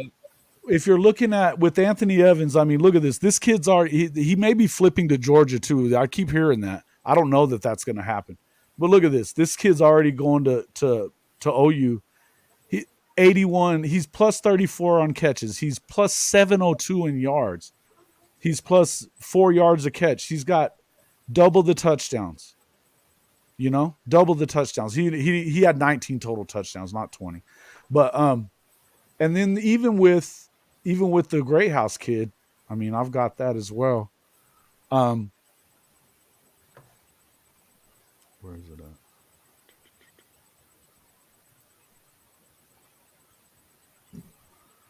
Yeah, let me share that one too. So share. Boom. All right. So again, 1,275 yards on 81 catches. I mean, it's really good, crazy, man. And he should be it. I mean, that's like Katy and his dad the other night were saying that there's no way that if he was playing in Tennessee over there, he'd be going to freaking Bama or something like that. Yeah, it would be. Yeah. And that's the thing. This kid, I mean, literally, there's no ball that's out of his reach. I mean, he catches everything. That one where he's turning his back, I still can't believe that one. But even with, I mean, and as good as Great House is, and I know that they don't run the same offense probably, but I mean, through 12 games, he's got him by 400 yards. He's a little on the reception downside, and he's not quite as fast as and Jaden's great. I'm not bad mouthing any of these players, by the way, not at all. What I'm saying is that when you see this, ball don't lie, ball does not lie. There's just no way. So you've got, he's got 9 more touchdowns than Great House does, and I realize that, Westlake's got a lot of weapons, but so does Warren. I mean, Warren had a bunch of kids that were fast, real good receivers. They got a good running back. I mean, they had a good quarterback, a really good quarterback. I mean, he led the entire all 4 of those districts as well in passing yards and all that stuff as well, touchdowns, all that. So again, I just feel like this is something that to me it really bothers me that guys like this are slipping through the cracks. Great House is going to Notre Dame, and hey, listen, coach, you're going to love him. I've been watching his film. I've got his film right here. He's unreal, and he's fast, and he's a little faster than what Darian is, but he doesn't really make a whole lot of catches that Darian doesn't make at all. In fact, it's like that turnaround catch at the line. I mean, that's a bullet that Antonio threw him behind his back, and he flips his back around and catches that sucker for a touchdown. Then that one, I mean, he hits that corner of the end zone is his. It's like he's playing defense. It's like he's boxing people out and just going up and catching them on that and toe tapping, man. The guy's good. Yeah. I just wanted to bring it up, and I'm hoping everybody's, we've got people in here watching, so I'm really glad. And I agree with you on that. It would be great to have him at OU. I appreciate that. Yeah. And UTSA, yeah, Lech, they don't pay any attention to anybody in San Antonio from what I understand. It's insanity. You got this kid that led the entire city. He led Austin. He led anywhere in the area in yards, catches, and touchdowns by a lot. And the guy isn't freaking going. UTSA's not all over him. Yeah. I mean, that's what I'm saying, coach. I mean, even if he's a 4.5 guy, he's not a 4.3 or 4.4. But when you're 6'3" and you can get up to you can get to every football. Yeah, I don't know, man. It just doesn't make any sense to me. Doesn't make any sense to me. But yeah, I will definitely get that over there to you and stuff. And Lech, yeah, I appreciate that. You're absolutely right. I don't know what Jeff Traylor's doing over there. I don't get it. It just doesn't make any sense. But even I was talking to, they've got one of his guys that one of his coaches that he has a private coach or whatever, and he's always talking about that. He goes, man, I talk to those guys at UTSA all the time. They want guys from Houston and Dallas area, and they don't mess with even like they'll take the Westlake guys, but they don't want anybody else. So I don't know. How many more? I would say I mean, you get what, 26 scholarships? Is it 26 or 24? Yeah, we're at 22 right now. Yeah, I mean, yeah, but I mean, they'll figure it out. But they're definitely trying to get. I mean, I think they want Hicks and they want to flip Hicks and they want to flip Bowen. We'll see what happens. I feel like they need to flip one of them. It'd be nice. But even if they don't, I mean, we're talking about this is the best defensive lineup that they've gotten in a long time. Give it some time. It's going to be good. If you guys are enjoying what you're watching, please, please, please hit that like and subscribe button. I appreciate the guys that have already. Kane, thank you so much for subscribing to us. I know there's been some other guys that have as well. Lech, do me a favor and jump into our YouTube page and come hit that subscriber button if you would, please. I'll put that in the. In fact, let me put that. Coach, I think I put it in the wrong one for you last time. You can stop by the old Boomercast as well. Yeah, Boomercast as well. I was just going to put that up on the screen, man. CFB. I left out the @ last time for you, Coach. I'm bad. So, Chad, if you'll do that for me, man, I'd appreciate you, bud.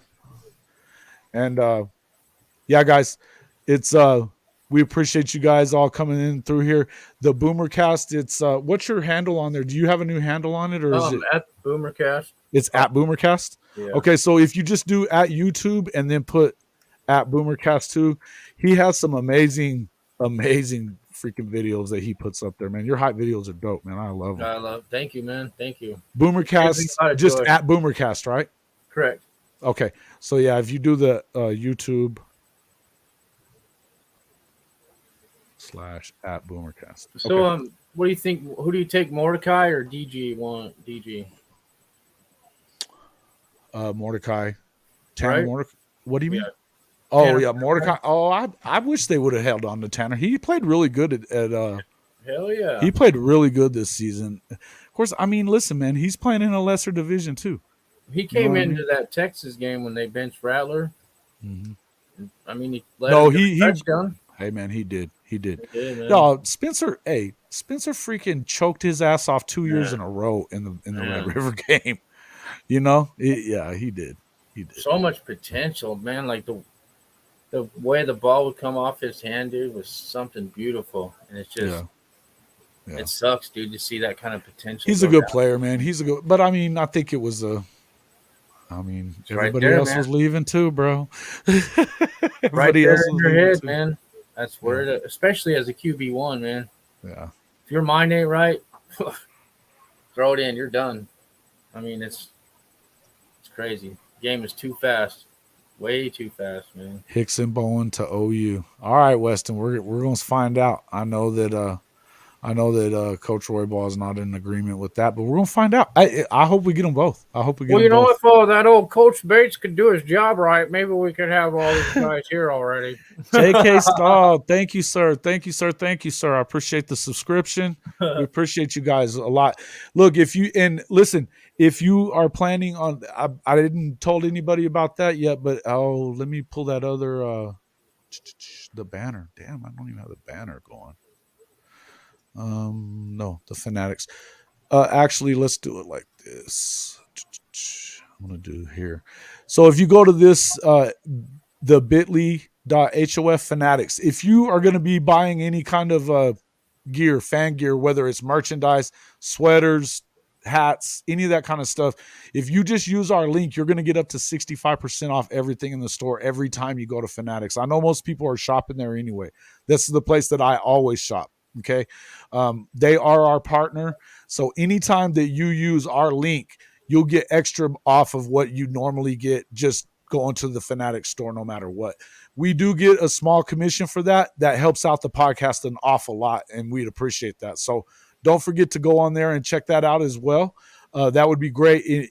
I mean, like I said, I sold a bunch. I mean, I posted the Iowa State game whenever they had that sweater. I posted that link on Twitter and sold a ton of them. They sold a ton through there. They got them for, instead of $90, they were $64.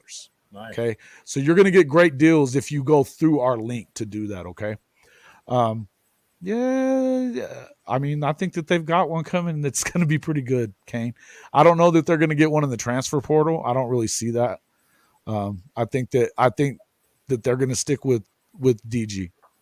I think that they are, and I think that they're hoping. I'm guessing that they're hoping that you've got, yeah. I feel like There's got to be a practice squad QB somewhere that we can sign. I feel like, yeah, these guys are going to look. Dylan Gabriel is going to be there. He's going to be there. And here's the deal. Jackson Arnold is going to be there, and they're hoping that he's going to push him and maybe take the job. I'm guessing. But look, we know that he definitely would not be a bad guy to have there no matter what. You need him. And they're going to be better on offense next year no matter what anyways. They are. They've got guys coming into that as well. Guys, take it a little easier on DG. He hasn't been that damn bad. He's had a couple of minor. I mean, literally, they've lost 3 games by 1 score, and it wasn't because of Dylan. It wasn't. It really wasn't. And look, will they get better? Oh yeah, it's another year in the system. Look, are they gonna? Maybe not, Jay. Maybe not. I don't know that they're gonna. I don't expect them to win the freaking national title next year either. Are they going to be better? I would hope so. Look, losing 5 games. I mean, look at what Texas did last year. They lost 7, and they were not as short staffed as what Oklahoma was coming in this year. They're not that far off. I really don't think that they are. And you get some of these guys that come in and step up right away. We'll see what happens. I think that it's another year in the system, brother. Yeah, I think so. And they already, I mean, look, if you're getting improvements like what we saw this week, I'd love to see them do the same thing at Tech. That's not too far from here. I'd love to say that that's going to happen. Boomer Sooner all day, every day from Mexico. Well, welcome in, Roberto. Come hang out anytime you want to. Make sure you hit that subscriber button, and so you get to make sure you get to come hang out and check out the Boomer, and go to see the Boomercast also. He's got a lot of cool hype videos. Boomer. But anyway, folks, I appreciate you guys coming in. We are pushing on another 2-hour show. Guys, I love it that we've had this much interaction throughout. I appreciate you guys coming in and all the subscriptions and likes and stuff. If you hadn't hit that like button or you're not a subscriber yet, please do that on your way out. But we're going to call it from here. Who's going to shoot? Who knows? I think Quinn probably should, or I think that they're probably hoping that he does. But right now, everybody's pissed at him. Not that I think it's not his fault. I think it's the freaking OC. Dude, it's Sark. It's Sark. How do you forget about freaking Bijan Robinson, the best running back in the country? What the hell's the matter with you? Guy's a moron. Then they got that tight end there too, that's super athletic. Bro, and I mean, they forget he just wants to throw deep balls. And you know that in Stillwater, they have the crosswind, and it was windier and shit. So he's throwing 20-yard balls, down there. Yeah, What's up? Their offense isn't built for that, man. What software do I use? I use what do you mean for the streaming? We use StreamYard. Why? What do you use? Hit me in the comments. We'll talk about it in there or whatever in the comments after this is done. It's going to be done. But anyway, folks, we got to get out of here on this one, but appreciate you guys coming in. We will see you on, we've got we'll have a preview show coming up on either Thursday or Friday. I'll let you know that tomorrow for sure. You can always hit me up on Birdie Man Dub on Twitter or through Facebook. We have our stuff there as well. So appreciate it, guys. You use Audacity, Ryan? At Jagger or at Robert Jagger. Yes, I've got you up. Oh, I did have it. Where the hell is that thing? Okay, yeah, it's at Robert Jagger 19, right? 12, I think. At Robert Jagger 12. Yeah, so find us on there, and anything you guys need, and let us know. Don't forget to get in there. It's been fun talking to you guys, man. It's Yeah, it's I been a like lot it of when I fun, man. like I've interaction with enjoyed the last few days of this, man. Chad, thank you so people. much for coming in and for your for subbing as well, man. I appreciate it, guys. You guys are the greatest. We will see you guys later in the week. Thank you so much, Jimmy. We'll talk to you soon.